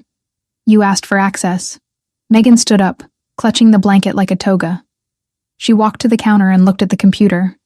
It was already booted up, the login screen for the Rinaldi private server blinking a cursor. I need your credentials for the initial handshake, she said. Silvio typed in a long string of characters. The screen flashed red, then green. Access granted. Megan sat on the bar stool. She cracked her knuckles, a habit from her college days before exams. She wasn't looking at spreadsheets of money this time. She was looking at data packets, login timestamps, and encrypted communication logs. Okay, she muttered, her eyes scanning the code. The ambush happened at 11:42 p.m. That means the signal had to go out between 11:30 and 11:40 to get the shooters in position. Silvio stood behind her, watching the screen over her shoulder. He didn't understand the raw code as well as she did, but he understood the patterns she was hunting. Filter by user clearance level, Silvio suggested. Only level 4 and above knew the route. Already doing it, Megan's fingers flew across the keys. Nicholas, Marco, you, Alexander, and... Wait, she frowned, leaning closer to the screen. What is it? Silvio asked, sensing the tension in her shoulders. There's a ghost protocol here. She pointed to a line of gray text hidden beneath the standard traffic. Someone ran a shadow mirror on your GPS. It wasn't a direct query. It was a passive tap. They didn't ask the car where it was. They asked the phone paired to the car where it was. My phone? Silvio touched his pocket. No. Megan shook her head. Your phone is encrypted with military-grade shielding. Alexander's is too. This tap, it came from a device that was authorized but had lower security protocols. She traced the IP address back through the server tunnels. It was bouncing around, trying to hide, but whoever set it up had been arrogant. They hadn't expected an audit this fast. They hadn't cleared the cache. Got you, she whispered. She hit enter. The location of the device popped up. It wasn't a phone, Megan said, her blood running cold. It was the tablet. The inventory tablet used in the estate kitchen. Silvio froze. The kitchen? Who has access to the kitchen inventory tablet? Megan asked, turning to look at him. It's on the main Wi-Fi, but it doesn't have the same firewalls as the security office. Silvio's face darkened. The chef, the supply delivery guys, and... He trailed off, a realization hitting him. And Nicholas, he said, his voice dropping to a subterranean growl. Nicholas approves the supply orders. He uses that tablet to sign off on the invoices every Friday. Look at the timestamp on the tap, Megan pointed. Friday at 4:00 p.m. A background script was installed. It lay dormant until the car started moving last night. Then it woke up and broadcasted our location to an external server. And that server? Silvio asked. Megan ran one last command. The destination IP resolved. It's a shell company in the Cayman Islands, she said. But look at the registered owner of the domain. The name appeared on the screen in plain text. Viper Holdings. The Ndrangheta, Silvio spat. Giardoni's front company. Nicholas planted a bug, Megan summarized, sitting back, her heart hammering. He's the traitor, Silvio. He's the one who sold us out. And if he did this, he's the one who had access to my schedule 4 years ago. He was the one who handled the estate finances. He knew when I was at the gala. He knew about the security blind spots because he paid the contractors who installed them. Silvio didn't scream. He didn't flip the table. He went terrifyingly still. It was the stillness of a predator that had just confirmed the scent of its prey. Nicholas, he said, the name sounding like a curse. My father hired him. I grew up with him. He betrayed you, Megan said softly. He almost killed us. He made my mother die alone. Silvio turned away from the counter. He walked to the window and looked out at the snow. When he turned back, his face was a mask of cold, calculated violence. Can you track him? Silvio asked. Can you see where he is right now? If he's accessing the accounts, Megan said, turning back to the keyboard. I can try to find his active session. She typed for another minute. He's not at the office. He's not at his apartment. She hit a key. A map popped up. He's at the mansion, Megan said, surprised. He's in your office, Silvio, right now. He thinks I'm dead, Silvio realized. He's cleaning house. He's trying to transfer the funds before the news breaks officially. He's draining the accounts, Megan confirmed, watching the numbers flicker on the screen. He's moving millions, right now. Look. Silvio walked over and looked at the transfer bars filling up. He placed a hand on Megan's shoulder. Can you stop it? I can freeze it, Megan said. But he'll know. He'll see the lockout. He'll run. We need to get there before he runs, Silvio said. We need to catch him in the act.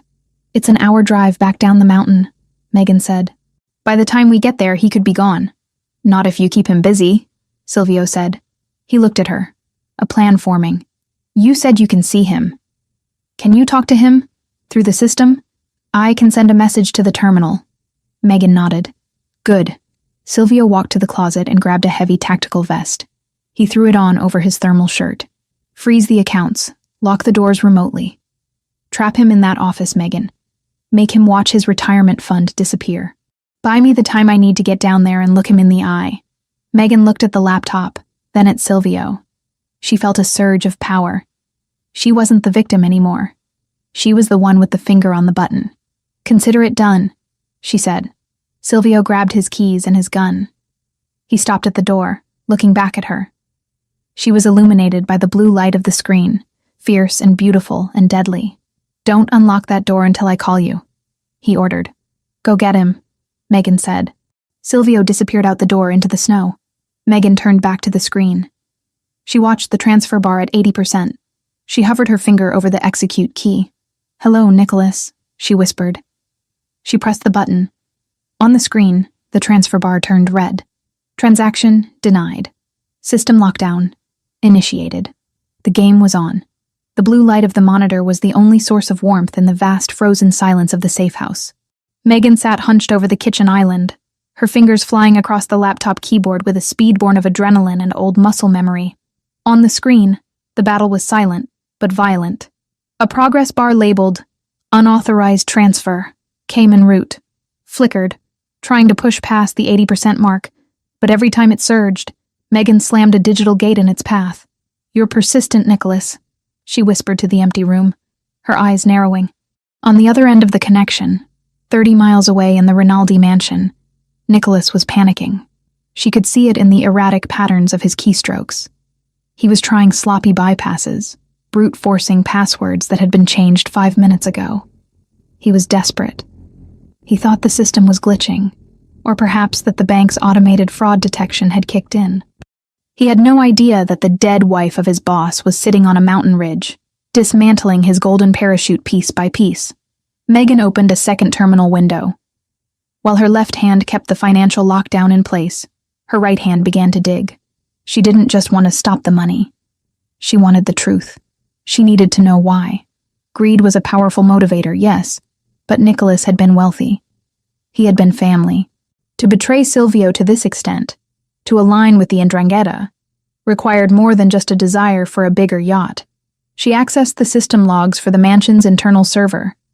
She filtered the search parameters. User, Nicholas admin. Date range, 4 years ago. The screen populated with thousands of files, emails, invoices, security approvals. Megan refined the search. She looked for files that had been flagged as deleted, but were still haunting the backup drives. She looked for the week leading up to her departure, the week of the gala. "Come on," she muttered, taking a sip of cold coffee. "Show me the ghosts." And then she found it. It wasn't a financial document. It was a metadata log for a print job sent to the high-resolution photo printer in the security office. The timestamp was 6 p.m., the night of the gala. The file name was Target Scope, View Joe 1 JPG. Megan's breath hitched. She clicked on the file recovery tool. It took 10 agonizing seconds to reconstruct the image. When it popped up on the screen, the room spun. It was the photo, the exact photo that had been slipped into her purse that night. Silvio on the balcony, the red laser dot on his forehead. But here, on the server, there was more. The metadata showed the origin of the image. It hadn't been taken by a sniper on a rooftop 3 blocks away. It had been created using Photoshop on Nicholas's terminal. He had taken a standard security feed image of Silvio, overlaid the laser dot, and printed it out on glossy paper. It was fake, Megan breathed, the realization hitting her like a physical blow. It was never real. There was no sniper. She clicked on the next file. An audio log, a voice modulation software program. Nicholas had used it to make the call to her burner phone. Tears of pure, white-hot rage pricked her eyes. It wasn't the 'Ndrangheta who had threatened her. It wasn't some external enemy. It was Nicholas. He had manufactured the entire threat. He had terrified her into leaving, forcing her to abandon her marriage and her life, just so he could have unfettered access to the accounts without her looking over his shoulder. He had stolen 4 years. He had stolen her mother's comfort in her final days. He had stolen the chance for a family. Megan grabbed her phone. She didn't call Silvio's cell. She dialed into the mansion's intercom system, patching it directly through the admin override. "Silvio," she said, her voice shaking with fury. I know everything." Silvio moved through the shadows of his own home like a wraith. The mansion was quiet, the skeleton crew of night guards patrolling the perimeter, unaware that their boss was inside the walls. He had entered through the servants' tunnels, bypassing the main gates. He didn't want an audience. He wanted Nicholas. He reached the heavy oak door of his study, He could hear muttering from inside, frantic, angry cursing. The sound of a fist slamming against a desk. Silvio didn't draw his gun immediately. He wanted to look him in the eye first. He gripped the handle, turned it silently, and pushed the door open. Nicholas was standing behind the massive mahogany desk, his back to the door. He was a man unraveling. His tie was loosened, his expensive suit jacket thrown on the floor. He was typing furiously on the keyboard, sweat visible on the back of his neck. "Come on, you piece of junk!" Nicholas shouted at the screen. "Authorize! Override!" "It won't work," Silvio said. The voice was soft, calm, and utterly terrifying. Nicholas froze. He spun around so fast he nearly knocked over the monitor. When he saw Silvio standing in the doorway, mud on his boots, a tactical vest over his chest, eyes like two pits of hell, Nicholas's face went gray. "Silvio," he stammered. "Boss? I heard the news said that I was dead?" Silvio finished, stepping into the room and closing the door behind him. "And you wasted no time, did you, Nico?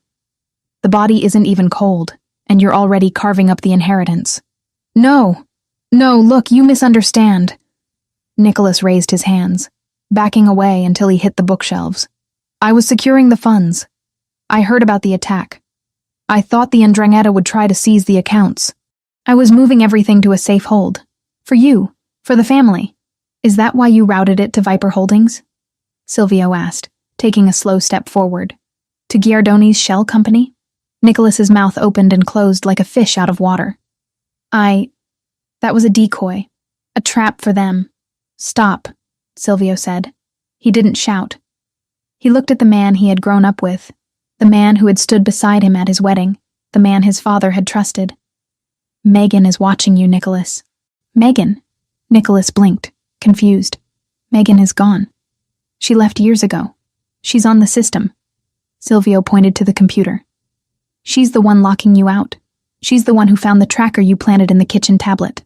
Nicholas looked at the screen, where the red words, "Access denied," were blinking rhythmically. The realization dawned on him. The audit. The wife who was too smart for her own good. He had tried to get rid of her 4 years ago because she asked too many questions about the ledger. He thought he had won. Suddenly, the intercom on the desk crackled to life. Megan's voice filled the room, amplified and crystal clear, dripping with ice. "Tell him about the photo, Nicholas." Silvio stopped. He looked at the speaker, then back at Nicholas. "What photo?" Nicholas went pale, his eyes darting to the drawer where he kept his emergency gun. "She's lying. She's crazy. That's why she left, Silvio, remember? She was unstable." The photo of Silvio on the balcony. Megan's voice continued, relentless. "The one with the laser dot. The one you printed from that very desk on November 14th, 4 years ago. I found the print logs, Nicholas. I found the Photoshop file." Silvio went very still. The temperature in the room seemed to drop 10 degrees. He looked at Nicholas, and the pieces finally clicked into place. The sudden threat that had driven Megan away. The fact that the sniper had known internal blind spots. The fact that Nicholas had been the one to bring him the divorce papers, urging him to sign, urging him to move on. "You," Silvio whispered. The word was barely a sound, just a breath of air leaving his lungs. "It was you." "Silvio, listen." Nicholas began to sweat profusely, his hands shaking. "It was business. She was a liability. She was looking into the offshore routing. If she had found the discrepancies back then, she would have exposed everything. I did it for us. I did it to protect the operation." "You threatened my wife," Silvio said, walking around the desk. "You made her believe I was going to die. You made her leave me." "I saved you from a scandal," Nicholas yelled, his desperation turning into aggression. "She wasn't one of us, Silvio. She was a weakness. And look at you now. You're risking everything for her again. The 'Ndrangheta is coming. Giardoni knows you're vulnerable. If you kill me, you lose the only person who knows where the money is." "Megan has the money," Silvio said, stopping inches from Nicholas. "She froze it. She has the keys. I don't need you for the money, Nico." Nicholas scrambled backward, his hand fumbling for the drawer handle. "Silvio, wait. We're brothers. We grew up together. Brothers don't steal time," Silvio said. You stole 4 years. Do you know what she went through? Do you know she starved? Do you know her mother died while she was scraping pennies together because of your lie? I didn't kill her mother, Nicholas screamed, yanking the drawer open. He lifted the gun, a snub-nosed revolver. Silvio didn't flinch. He didn't even blink. He moved with a speed that defied his size. Before Nicholas could level the weapon, Silvio's hand shot out, clamping around the barrel and Nicholas's fingers. He twisted the gun upward and inward with a sickening crunch of breaking bone. Nicholas screamed, dropping to his knees. The gun clattered to the floor. Silvio stood over him, looking down with eyes that held no humanity, only the cold, dead vacuum of space. She kept me safe by leaving, Silvio said softly. She sacrificed everything, because she thought a bullet was coming for me. She loved me that much. He reached down and picked up the revolver. He weighed it in his hand. You wanted to be the sniper, Nicholas? Silvio asked. You wanted to call the shots. Silvio, please, Nicholas sobbed, clutching his broken hand. I can fix it. I can make a deal with Giardoni. I can... Megan, Silvio said, raising his voice slightly to be heard by the intercom. Are you there? I'm here. Her voice came back, steady but tight. Close the connection, Silvio ordered. You don't need to hear this. Silvio, close it. There was a pause, and then the sound of the line cutting dead. The speaker went silent.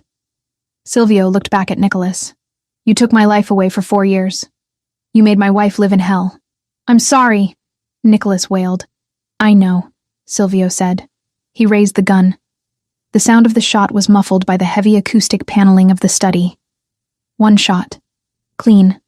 Final. Nicholas crumpled to the floor, the silence returning to the room instantly. Silvio stood there for a long moment, staring at the body of the man he had once called brother. He didn't feel triumph. He didn't feel relief. He felt a deep, hollow exhaustion. But beneath it, he felt the beginning of peace. The lie was dead. The rot had been cut out. He walked over to the computer. The screen still showed the access denied message Megan had initiated. He reached into his pocket and pulled out his phone. He dialed the safe house. It's done, he said when she answered. Are you okay? Megan asked. Her voice was small, stripped of the digital armor she had worn during the hack. No, Silvio admitted, wiping a splatter of blood from his cheek. But I will be. Nicholas is gone. Silvio, there's something else, Megan said, her tone shifting to urgency. Now that Nicholas is offline, the system is showing incoming traffic. Not financial. Physical, Silvio frowned, walking to the window and peering through the blinds at the dark grounds of the estate. What do you mean? Nicholas had a dead man switch, Megan explained, her fingers typing rapidly in the background. Or a failsafe. When his heartbeat monitor disconnected, he was wearing a smartwatch linked to the server. It sent a signal out. Not to the police. To Giardoni, Silvio realized, his grip on the phone tightening. The perimeter sensors just lit up, Megan said, her voice rising in panic. Silvio, they aren't just coming. They're already there. The 'Ndrangheta.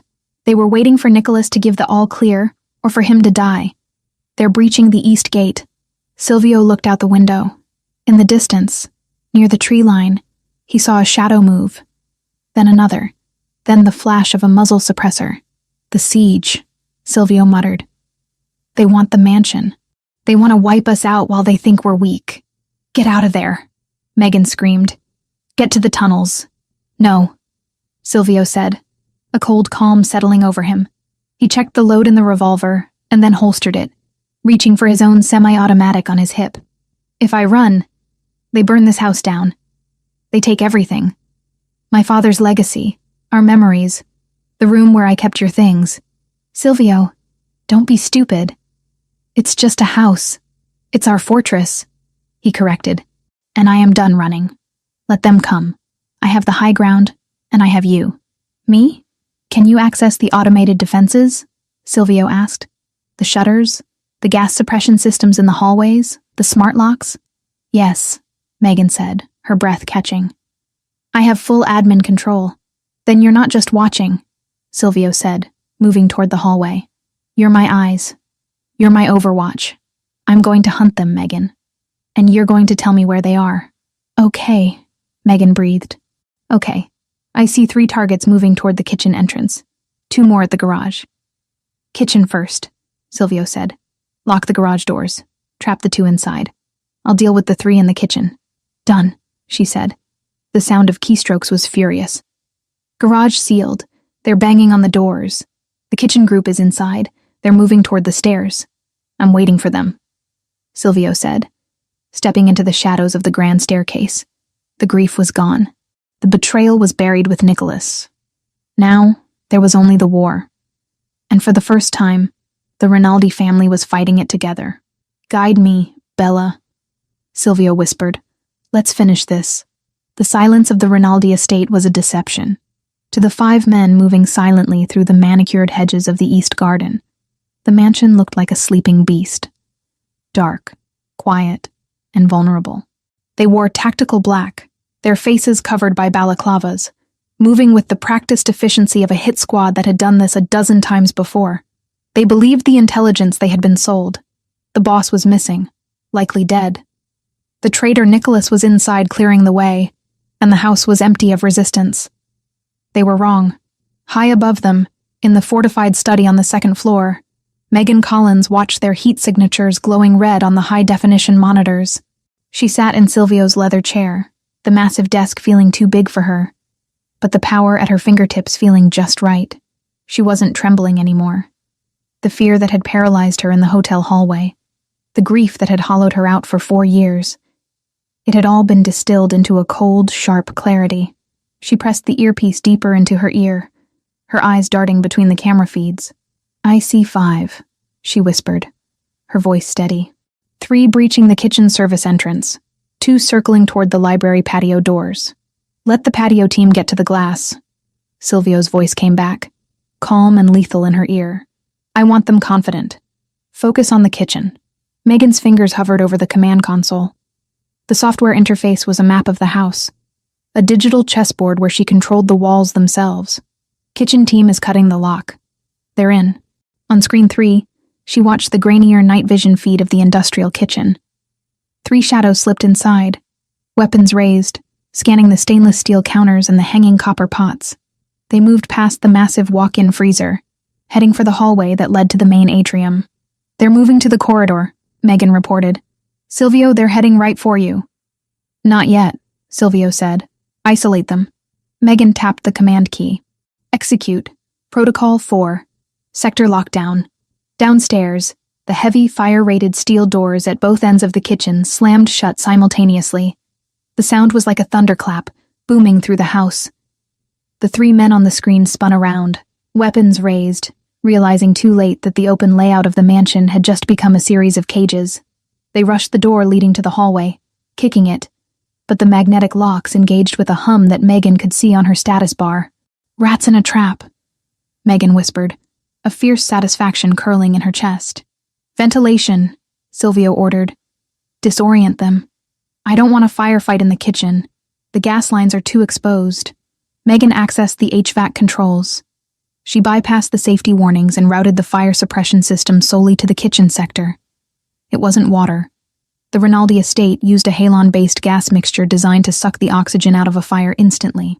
It wouldn't kill the men, not immediately, but it would make breathing feel like inhaling broken glass and turn the visibility to 0. Deploying gas, she said. On the screen, white jets of gas erupted from the ceiling nozzles. The 3 men staggered, clawing at their throats, their tactical coordination dissolving into panic. They couldn't see. They couldn't breathe. And they were trapped in a steel box. Kitchen is neutralized for now, Megan said. But the library team heard the doors slam. They're moving fast. They're placing charges on the glass. I'm moving to the library, Silvio said. Open the shutters. What? Megan gripped the desk. Silvio, that's suicide. If you open the shutters, you give them a line of sight before you're in position. Trust me, he said. Open them. Now. Megan swallowed the lump in her throat. She had to trust him. She had to believe that the man who had survived 4 years of war without her knew how to survive one night with her. She typed the command. Library shutters. Retract. In the east wing, The heavy iron security shutters that covered the floor-to-ceiling windows began to rise with a mechanical groan. The two attackers outside paused, confused by the sudden invitation. They lowered the explosives, raising their assault rifles instead, peering into the dark cavern of the library. Silvio wasn't in the library. He was on the balcony above it, hidden in the shadows of the mezzanine. Megan watched on the monitor as the glass shattered. The two men breaching the room, stepping over the shards. They scanned the room, laser sights cutting through the darkness, looking for movement. "They're in," she said, her heart hammering against her ribs. "Below you, 10 o'clock and 2 o'clock. Lights," Silvio commanded. Megan hit the master override for the library lighting. She didn't turn them on. She strobed them. The massive crystal chandelier and the recessed track lighting flashed on and off in a disorienting epileptic rhythm. The attackers flinched, blinded by the sudden assault on their retinas. In that split second of confusion, Silvio moved. He didn't shoot. He vaulted over the railing of the mezzanine, dropping 10 feet in silence. He landed on the first man with the force of a falling anvil, driving him into the hardwood floor. The sound of the impact was sickening, audible even through the internal microphones. The man's rifle skittered across the floor. Before the second attacker could blink the spots from his eyes and retarget, Silvio had rolled, coming up in a crouch. 2 gunshots rang out. Megan flinched, watching the screen. The second attacker crumpled, his chest blooming red. The first man, the one Silvio had landed on, wasn't moving. "Library clear," Silvio said, his voice breathless but steady. He stood up, checking the bodies. Too easy. Giardoni wouldn't send 5 men. He's arrogant, not stupid. Megan scanned the perimeter monitors again. The grounds were quiet. The thermal cameras showed nothing but the fading heat footprints of the men who were already down. "I don't see anyone else," she said. "The scans are clean. Check the basement," Silvio said. "The tunnels."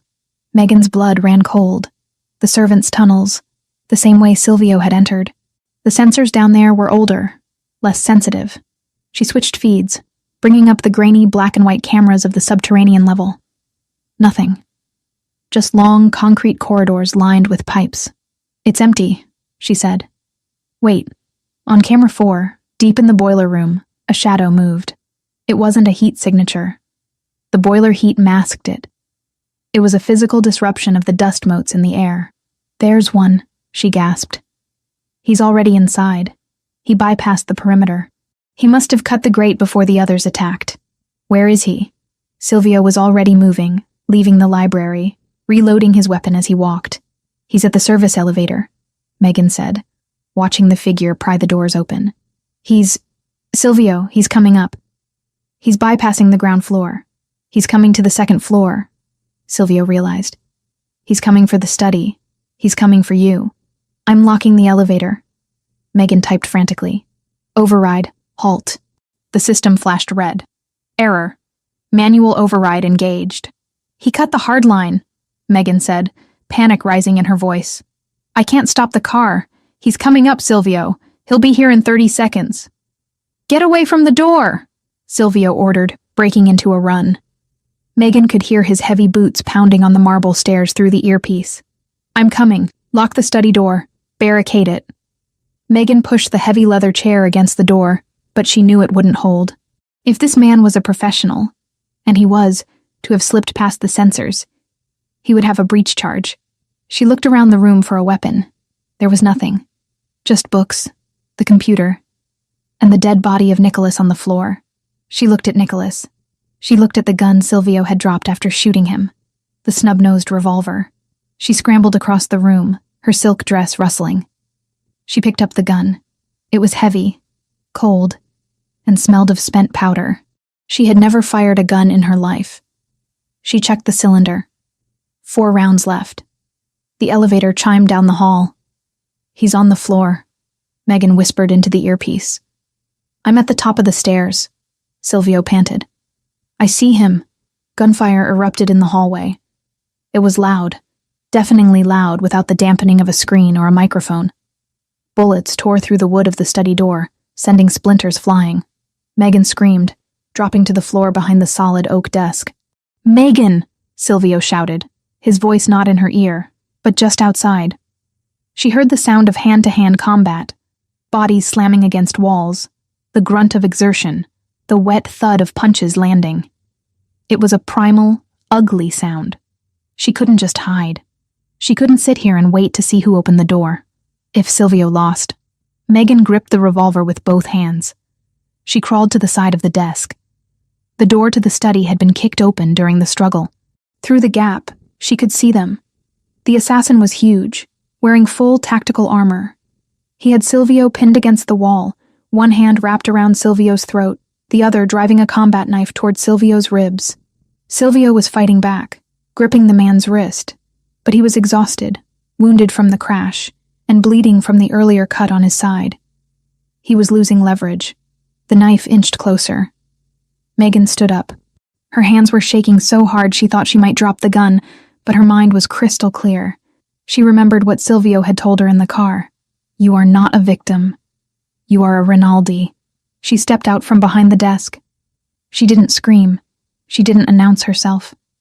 She raised the gun, holding it with two hands just like she had seen in movies, aiming for the center of the armored mass.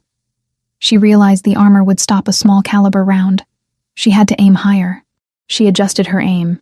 The assassin's head was a moving target, but his leg, the one bracing his weight, was exposed. Megan pulled the trigger.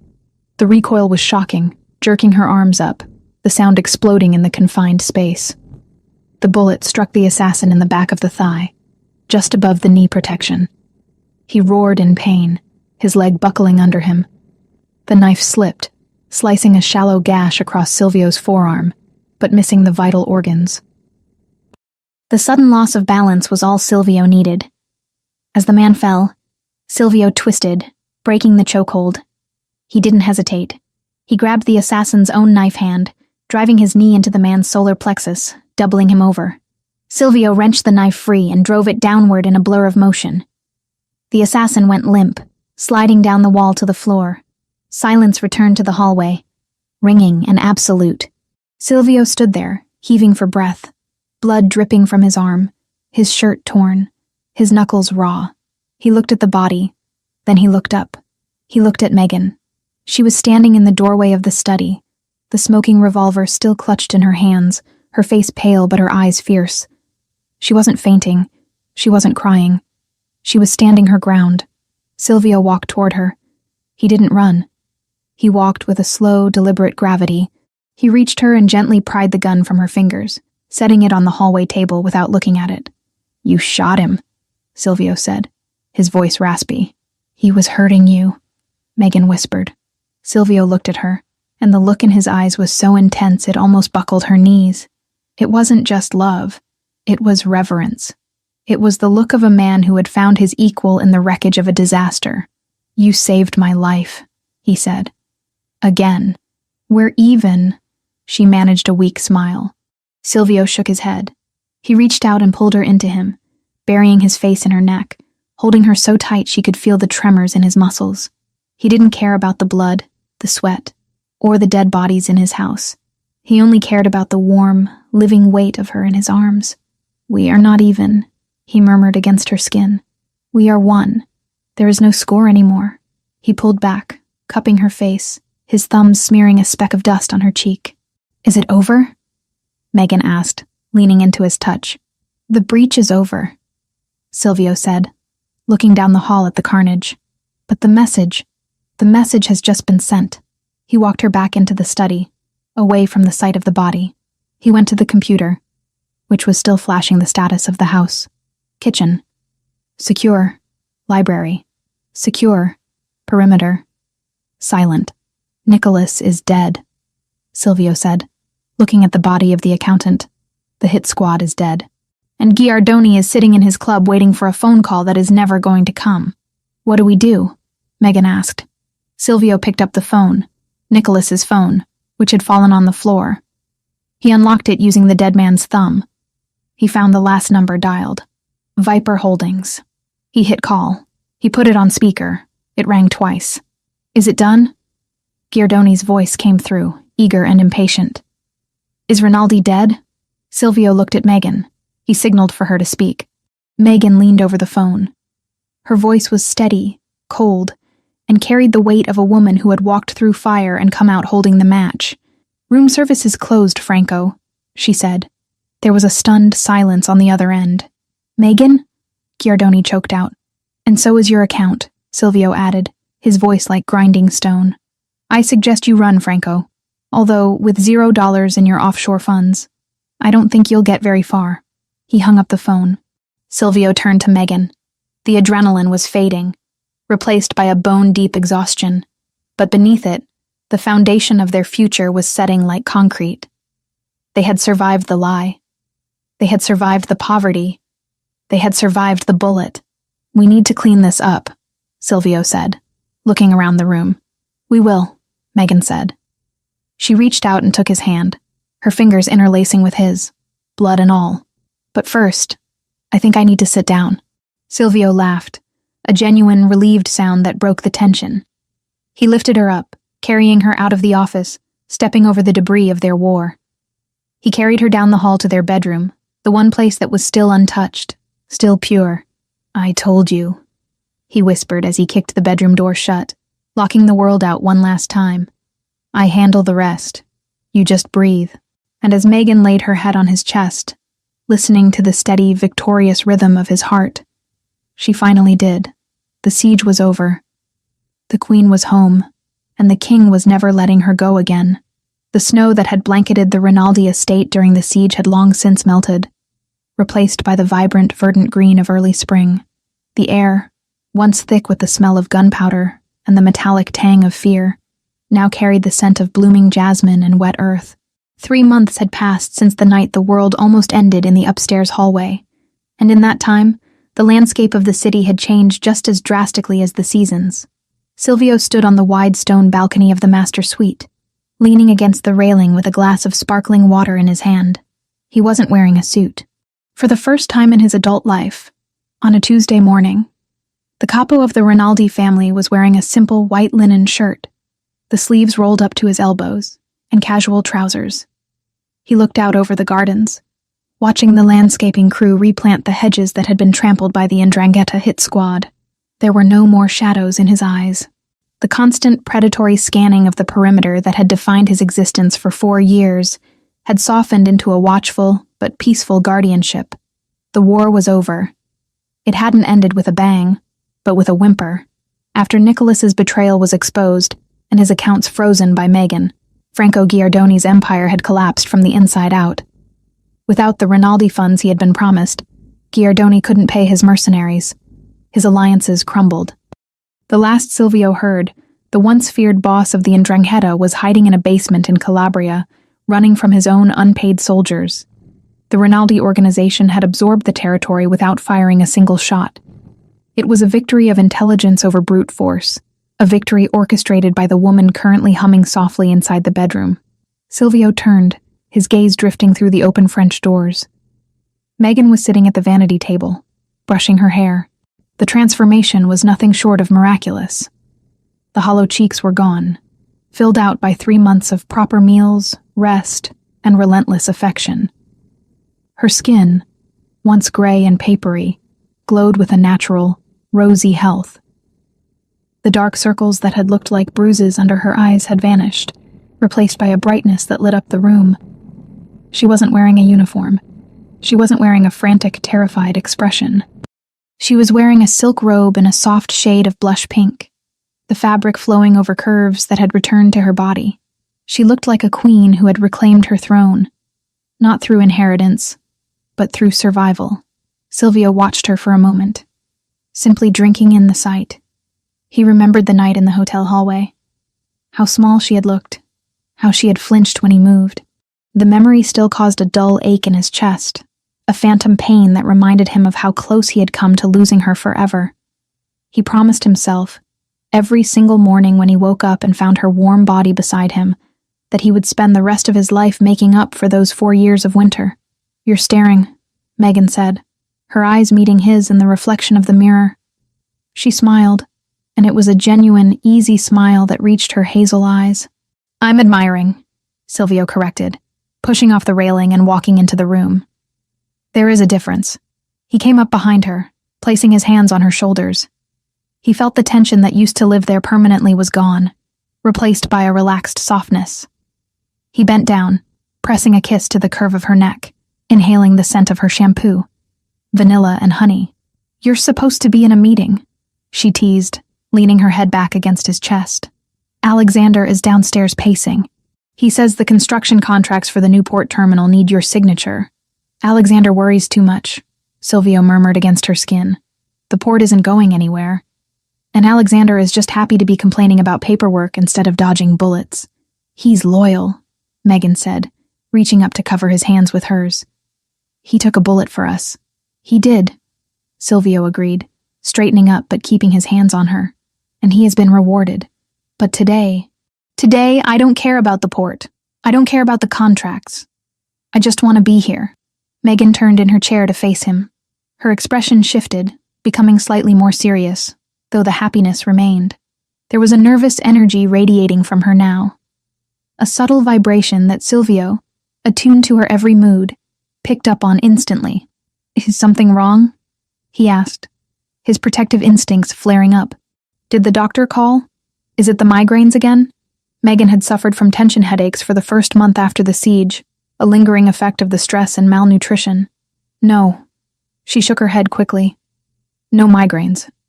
I feel wonderful, actually. Better than I have in years." "Then what is it?" Silvio crouched down so he was eye level with her. He searched her face, looking for threats, for secrets. "You have that look. The one you used to get when you were hiding a surprise party or a bad audit report." Megan laughed, a melodic sound that filled the room. "No bad reports, Silvio. The books are balanced. Nicholas's mess is fully cleaned up. We're in the black.